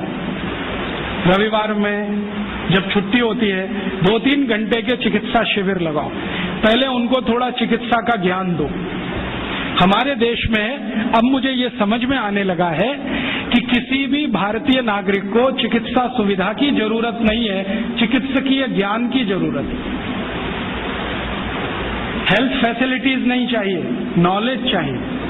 नॉलेज की बहुत कमी, और इतनी कमी है कि पढ़े लिखे लोग उससे ज्यादा पीड़ित हैं। छोटी छोटी बातें नहीं जानते। पानी को उबाल के पीना ये इतनी छोटी सी बात है, लेकिन आज के समय की बीमारियों में सबसे इफेक्टिव है, खासकर 3 महीने की ये जो। तो आप उनको बता दो भैया पानी उबाल के पियो, उबाल के पानी पीने से क्या होता है वो समझा दो उनको, 10 मिनट में समझ में आ जाए। फिर उनसे कहो कि खाना खाते हो तो कुछ ये खाओ ये मत खाओ, क्योंकि दिनचर्या ऋतुचर्या जो आयुर्वेद की है ना वो जरूर सीख लो। दिनचर्या और ऋतुचर्या जरूर सीखो, आयुर्वेद की बहुत आवश्यक है। और आपको मैं एक किताब का नाम बोल के जाता हूं, इसको पढ़ो। भगवत गीता जैसे पढ़ी जाती है, रामचरितमानस जैसे पढ़ी जाती है, उस किताब का नाम है अष्टांग हृदय। इसका एक दूसरा नाम भी है अष्टांग संग्रह, पुराना नाम अष्टांग हृदय। ये किताब का जो स्वस्थ व्रत है ना, वो ऐसे पढ़ो जैसे आप धार्मिक पुस्तक पढ़ते हो, और उसको बार बार पढ़ो तो याद हो जाएगा, कंठस्थ हो जाएगा। उसमें 2000 सूत्र हैं। ये सूत्र लोगों को बताना शुरू कर दो। छोटे छोटे सूत्र हैं, जैसे खाना खाने के बाद पानी मत पियो, स्वस्थ रहना है जिंदगी भर तो खाने के 1 घंटे के बाद पानी पियो। क्यों नहीं पिए वो आप सब जानते हो, सरल भाषा में उनको समझा दो।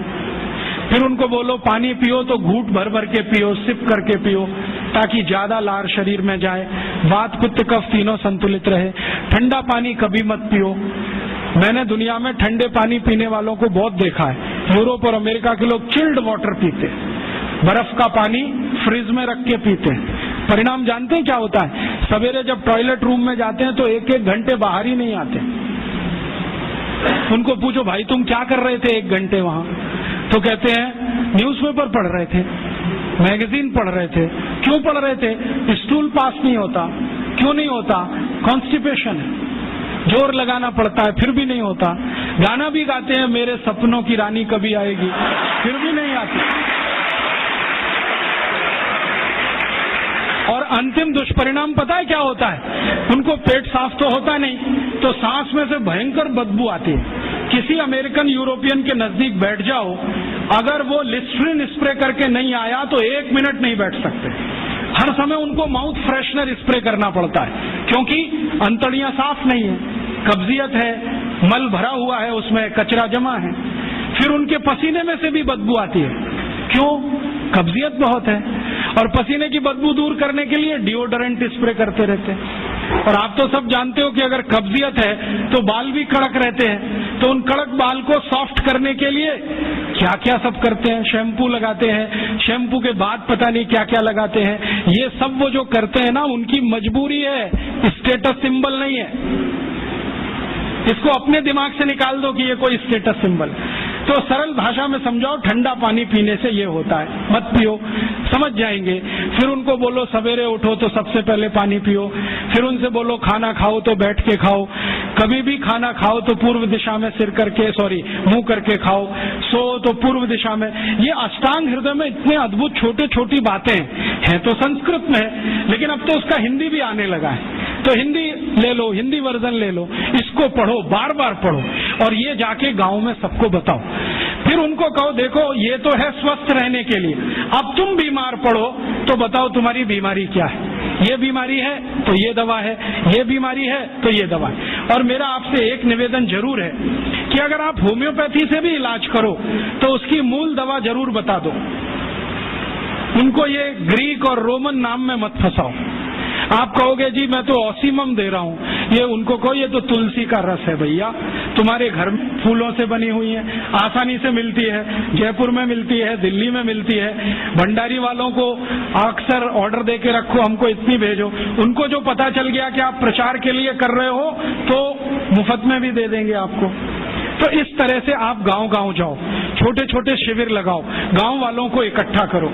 गांव वाले बहुत दुखी हैं, शहर वाले भी दुखी हैं वैसे तो, वो दुखी हैं इसका यही सबूत है कि रामदेव जी आए जयपुर में सवेरे 4 बजे तो सब लोग पहुंच जाते हैं वहां, पैसा भी देते हैं, समय भी देते हैं। और 4 बजे रामदेव जी कहें टांग ऊपर उठा लो तो उठा लेते हैं, कहें सिर नीचे कर दो तो कर लेते हैं, ऐसे कर लो तो कर लेते हैं। क्यों?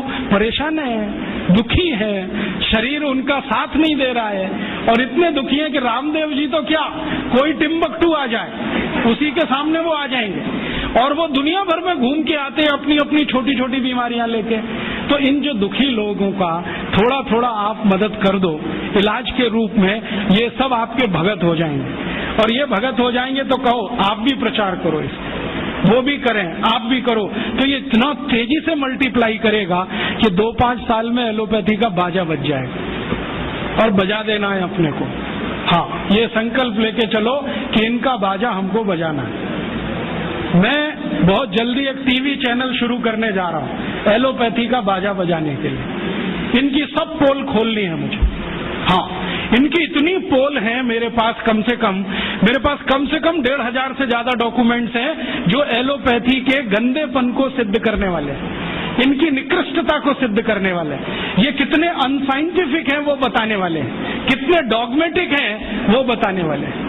मेरे पास ऐसे बहुत इंटरव्यूज हैं बड़े बड़े डॉक्टरों के, वो कहते हैं कि हम कोई डायग्नोसिस नहीं करते, तीर मारते, लग गया तो ठीक, नहीं तो तुक्का। और वो कहते हैं हम तो एक ही सिद्धांत पे काम करते हैं, ट्रायल एंड एरर, देते जाओ गलतियां करते जाओ, देते जाओ गलती, भले मर जाए पेशेंट। हमारे पास तो कम से कम ये नहीं है ट्रायल एंड एरर वाला। हम तो जानते हैं कि तुलसी है तो उसके ये गुण हैं तो ये रिजल्ट आना ही चाहिए, मेथी है तो उसके ये गुण हैं तो ये रिजल्ट आना ही चाहिए। हमको सब मालूम है, फिक्स है, यहाँ वेरिएशन नहीं है। मेथी के जो रिजल्ट चरक ऋषि को मिले वो आज भी मिलते हैं। इसमें इतना सातत्य है, वेरिएशन कहीं भी नहीं है। तो जो विज्ञान में सातत्य होता है, सत्य ज्ञान वही होता है। तो हमारे पास जो सत्य ज्ञान है इसको लेकर आगे बढ़ें और इसके अपने जीवन में भी और दूसरों के जीवन में प्रयोग करने के लिए प्रेरित करें। छोटी छोटी कुछ बातें आप भी अपने जीवन में करो। ये एलोपैथी में से निकले हुए जो भी बाई प्रोडक्ट्स हैं ना, इनको जीवन में इस्तेमाल मत करो। जैसे टूथपेस्ट, ये तो भारत का नहीं है ना, ये तो एलोपैथी का है। और यूरोप वाले टूथपेस्ट इसलिए घिसते हैं कि मसूड़े बहुत उनके हार्ड हैं, कड़क हैं, क्योंकि बर्फ के नजदीक रहते हैं। मसूड़े कड़क हैं तो ब्रश जो है ना प्लास्टिक का भी चलेगा, उसको घिसें तो ज्यादा तकलीफ नहीं आएगी। और दूसरा, उनके पास दांत साफ करने के लिए कुछ है ही नहीं, करें क्या? वो बेचारे परेशान है, नीम का दातुन मिले, यूरोप में नीम होता ही नहीं है। वो परेशान है बबूल का दातुन मिले, बबूल होता ही नहीं है। वो परेशान है दंतमंजन मिले, दंतमंजन होने के लिए 18 जड़ी बूटी लगती है, वो होती ही नहीं है। तो ले दे के उनके पास एक ही चीज है, वो है सोडियम लॉरेल सल्फेट, माने डिटर्जेंट पाउडर, माने शैम्पू। उसी को घिसते हैं दांत में, बनाते हैं झाग और थूकते हैं वॉश बेसिन। और भाव क्या है? 27 रुपए का 100 ग्राम, 1 किलो 270 रुपए का। हम कैसे पागल लोग हैं। 150 रुपए किलो गाय का घी रोटी पे लगा के खाओ, 270 रुपए किलो का कॉलगेट दांत पे रगड़ के वॉश बेसिन में थूको और कहो कि हम बहुत स्मार्ट हैं। तो मैं कहता हूं और स्मार्ट बनो। तो पूछते हैं करें क्या? मैं बोलता हूं ये 270 रुपए किलो का इतना महंगा कॉलगेट है, थूकते क्यों हो?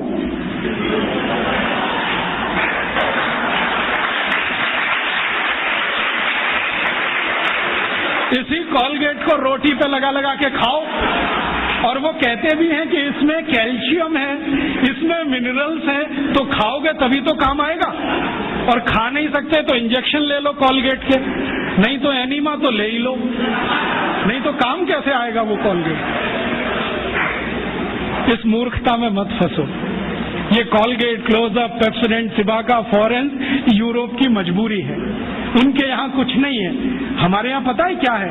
आयुर्वेद में दांत साफ करने के लिए 12 जड़ी बूटियां, 12 तरह के वृक्ष की डंडी, नीम की दातुन चैत्र के महीने में, सुनो जरा इसको गंभीरता, हर महीने में अलग दातुन, नीम की दातुन चैत्र के महीने में, वैशाख में बबूल की दातुन, आषाढ़ में आम की दातुन, और मैंने देखा हर महीने में विशेष दातुन।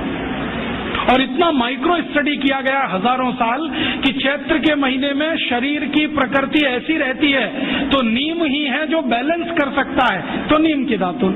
वैशाख के महीने में ऐसी प्रकृति है तो बबूल बैलेंस करता है, तो बबूल का दातुन। आषाढ़ में ऐसा है तो आम बैलेंस करता है, ये बैलेंस कर। तो इतने बड़े साइंस को छोड़कर आप फंस गए वो कॉलगेट में। खत्म करो ये कॉलगेट। हम तो मजबूर नहीं है, गांव गांव में नीम मिलता है, बबूल मिलता है, तो नीम बबूल का दातुन करो, नहीं मिलता तो दंत मंजन करो। ऐसे यूरोप से आए हुआ ये जो शैम्पू है ये वो लगाते हैं इसलिए कि बाल कड़े हैं, कड़क है, कड़क इसलिए कि पेट साफ नहीं है, कब्जियत है।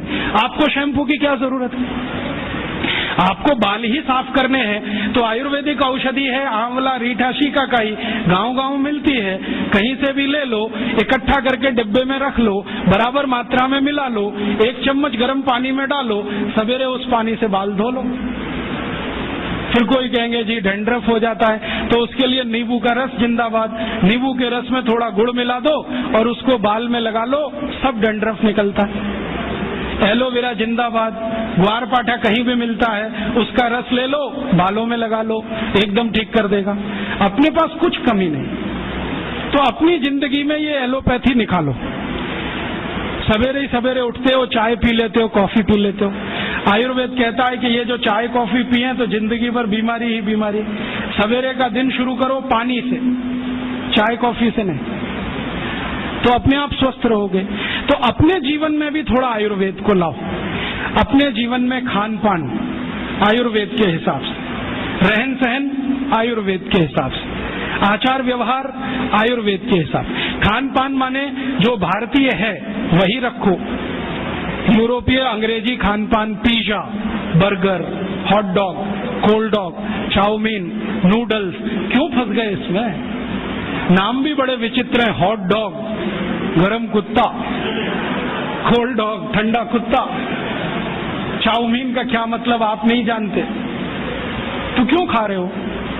अपने यहाँ बहुत कुछ है खाने पीने के लिए। भारत तो ऐसा अद्भुत देश है कि जिस दिन जन्म लिया और जिस दिन मरो, हर दिन एक नई डिश बना के खा सकते हो। इतनी वैरायटीज हैं इस देश में। ये यूरोप में तो पाव और भाजी माने बर्गर, पिज्जा, ये सब पाव से ही बनता है। वो उनकी मजबूरी है, क्योंकि गेहूं तो है उनके यहाँ, गेहूं अपने यहाँ भी है, गेहूं का आटा बनाते हैं, हम भी बनाते हैं। आटे को गूंदना नहीं आता उनको, क्योंकि वो टेक्नोलॉजी आज तक वो सीख नहीं पाए और हमने शायद ट्रांसफर भी नहीं किया होगा। तो आटा गूंदना नहीं आता, आटे को सड़ाना जानते हैं, तो सड़ाते हैं उसको, 20-20 दिन सड़ता है और वो सड़े हुए आटे से पाव ही बन सकता है, ब्रेड ही बन सकती है। हम तो आटे को गूंदना जानते हैं, गूंदे हुए आटे में 48 मिनट के अंदर कुछ भी बना लो, पूरी है, कचौरी है, रोटी है, पराठा है, नान है, क्या क्या सब बना लो।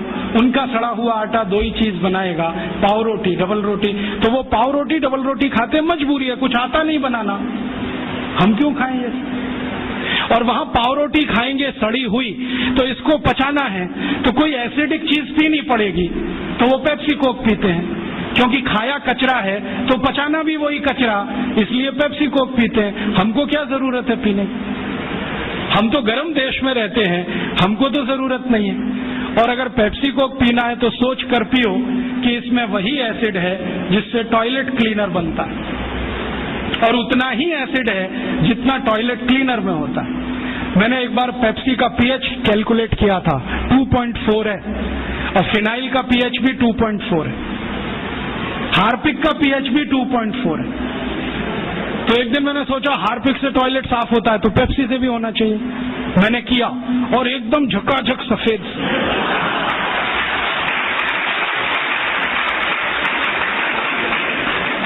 उस दिन से मैंने बोलना शुरू किया ठंडा मतलब टॉयलेट क्लीनर, और हम पीते हैं, अकेले नहीं, घर में आने वाले मेहमान को भी पिलाते। हाँ, एक तरफ कहते हैं अतिथि देवता होता है, देवताओं को ही ठंडा साफ करने का पानी पिलाते हैं। ये पीने की चीज नहीं है। और अब तो आपको मालूम है ना, पेप्सी कोक में जहर भी है, DDT, बेंजीन हेक्साक्लोराइड, क्लोरोपाइरीफॉस, ये सब पेस्टिसाइड्स। और जो वैज्ञानिक इस पर रिसर्च करते हैं ना, वो कहते हैं कि 7 साल पेप्सी पियो तो अंतड़ियों में कैंसर हो जाएगा, 5 साल पियो तो नपुंसकता आ जाएगी। वैज्ञानिक तो बोलते हैं कि 1 इंजेक्शन पेप्सी ब्लड में लगाओ तो हृदय घात की संभावना पैदा हो जाए। कई वैज्ञानिकों ने यह सिद्ध किया है कि गर्भवती मां अगर कोका कोला पी ले तो गर्भ में बच्चा विकलांग पैदा हो। आंख में पेप्सी कोक डाल दिया तो आंखों की रोशनी चली जाए, दांत डाल दिया तो दांत गायब हो जाता है। अभी ये कोई पीने की चीज? मत पियो। अपने पास बहुत कुछ है पीने के लिए, संतरे का रस, मौसमी का रस, नींबू की शिकंजी, नारियल का पानी, दही की लस्सी, गाय का दूध, कुछ नहीं मिले तो घड़े का पानी। तो ये अमेरिका और यूरोप से जो कुछ आया ये हमारी जिंदगी में रहे जरूरी नहीं है। डिओडोरेंट इस्तेमाल मत करो, वो क्यों करते हैं मैंने बताया, पसीने की बदबू आती है, आपको क्यों आनी चाहिए? और अगर आती है तो पेट ठीक करो, स्प्रे करने से कुछ नहीं होगा। मुंह में लिस्ट्रीन वो स्प्रे करते हैं, पेट साफ नहीं है, आप अपनी कब्जियत ठीक करो। तो उनकी नकल मत करो, क्योंकि वो एक खास तरह की व्यवस्था में रहते हैं, हम दूसरे तरह की व्यवस्था में रहते हैं। ध्यान रखो, वो बहुत ठंड को झेलते हैं, हम इतनी ठंड नहीं झेलते, इसलिए वो चाय कॉफी पिए, उनका ब्लड प्रेशर बढ़ा रहे वो चलेगा, आपका थोड़ा भी बढ़ गया तकलीफ करेगी। तो अपनी जिंदगी में जो आयुर्वेद से आया, जो भारतीय विद्याओं ने सिखाया, वही अपने जीवन में लाओ और जीवन का एक सूत्र बनाओ, भारतीय बने और भारतीय चीजों का ही उपयोग करें। भारतीय भाषा, भारतीय भूषा, भारतीय भोजन, भारतीय भजन और भारतीय भेषज, ये 5 चीजों का इस्तेमाल करो। भोजन मैंने बता ही दिया। भूषा आप जानते हो, अपनी भारत की भूषा और इंग्लैंड जमीन आसमान का अंतर है। वो ठंड वाले जगह रहते हैं, टाई सूट पहनना उनके लिए मजबूरी है, हमको टाई सूट पहनने की कोई मजबूरी। अगर 50 डिग्री तापमान में हम सूट और पैंट और टाई पहन के घूमें तो मूर्खों के मूर्ख ही दिखेंगे। बहुत लोगों को मैंने देखा है, शादी करने जाते हैं, घोड़े पे चढ़ते हैं, टाई और 3 पीस सूट पहन के बैठते हैं, जून के महीने में भयंकर गर्मी, सुपर इडियट बन के जाते हैं। और उनको पूछो भाई ये क्यों कर रहे हो, तो कहते हैं आज तो कर लेने दो, शादी का दिन है, मैंने आज ही सुपर इडियोसिटी दिखानी है आपको शादी के दिन। ये मत करो आप। उनकी भूषा नहीं है, हमारे काम की नहीं है, उनकी भाषा भी हमारे काम की नहीं है। उनकी भाषा में बहुत सारे शब्द ऐसे हैं जो आप बिना जाने इस्तेमाल मत करो। जैसे कई बार मैं कई लोगों के घर में जाता हूँ, अधकचरे लोग पता है कैसी बात करते हैं, oh Rajiv Dikshit, she is my Mrs. तो मैं पूछता हूँ really she is your Mrs? क्योंकि यूरोप में मिसेज का अर्थ जानते हैं, धर्म पत्नी को छोड़कर कोई भी महिला वो मिसेज होती है, क्योंकि वहां शादी करने की परंपरा नहीं है। 70% लोग बिना शादी के रहते हैं। ऐसे ही वो मिस्टर बात करते हैं, हम क्यों करें? वो आंटी अंकल बोलते हैं क्योंकि उनके यहाँ कोई रिलेशनशिप नहीं है, परिवार नहीं है, तो परिवार संस्था के कारण संबंध नहीं है। हमारे यहाँ चाचा है, चाची है, मामा है, मामी है, मौसा है, मौसी है। भारतीय भाषा में थोड़ी दम ज्यादा है, इसका ही जीवन में है। तो भारत की भाषा, भारत की भूषा, भारत का भोजन, भारत का भजन, भजन माने संगीत, भारतीय संगीत, ये रॉक और पॉप इसमें मत फंसो, ना तो कर्ण प्रिय है ना शरीर के स्वास्थ्य के लिए अच्छा है। भारतीय संगीत इतना स्लो, इतना मधुर कि आपको म्यूजिक से ही बहुत सारी बीमारियां ठीक हो जाए। आपको मालूम है कभी म्यूजिक थेरेपी रहा है इस देश में, तो वो तो इतनी ऊंचाई वाला है। तो भारतीय भजन और भारतीय भेषज माने औषधि, जितना बने उतना जीवन में आप करो, दूसरों को करने के लिए प्रेरित करो। तो एक दिन ये विदेशी विद्या चली जाएगी, और ये गई तो फिर इस देश को निरोगी रखना, निरापद रखना आसान हो जाएगा। और तब शायद ये सिद्ध होगा, सर्वे भवन्तु सुखिनः, सर्वे सन्तु निरामया, सर्वे भद्राणि पश्यन्तु, मां कश्चित् दुःख भाग् भवेत्। तो ऐसा मैं आपसे निवेदन करता हूं, आप इसको स्वीकार करें और दूसरों को स्वीकार करने के लिए प्रेरित करें। तो आपका आभार। जितना कुछ मैंने बोला, अगर ये पढ़ना हो तो इसकी छोटी छोटी कुछ किताबें बनी है, वो नीचे आप जाओगे तो स्टॉल पे आप ले सकते हैं। सीडी बनी है, वो ले सकते हैं। सीडी और किताबों पर मेरा कोई कॉपीराइट नहीं है, सबको कॉपी करने का कंप्लीट राइट है, क्योंकि भारतीय विद्याओं पर कॉपीराइट नहीं होता। ज्ञान मेरा नहीं है, सबका है। मैंने लिया, आपको दिया, आप किसी और को दो, ये है भारतीयता। यूरोप में होता ज्ञान को पकड़ के रखो, बेचो इसको भी, हम बेचने में नहीं मानते। तो आप सुनो, दूसरों को सुनाओ, इन्हीं विषयों की सीडी को कॉपी कर करके बांटो, तो शायद इसमें मदद मिले और ये इतना तेजी से फैले कि जैसे कभी स्वदेशी आंदोलन चला वैसा ही फिर एक आंदोलन चले। और ये साल कुछ विशेष है, भारत में वंदे मातरम का 100वां साल है, स्वदेशी आंदोलन का भी 100वां साल है। 1906 में स्वदेशी आंदोलन शुरू हुआ, 1906 से वंदे मातरम पूरे देश में सार्वजनिक रूप से गाया गया। तो इस ऐतिहासिक वर्ष में कुछ ऐतिहासिक काम हम करें, उसके लिए ईश्वर आपको प्रेरणा दे, ऐसी भावना के साथ आभार, धन्यवाद।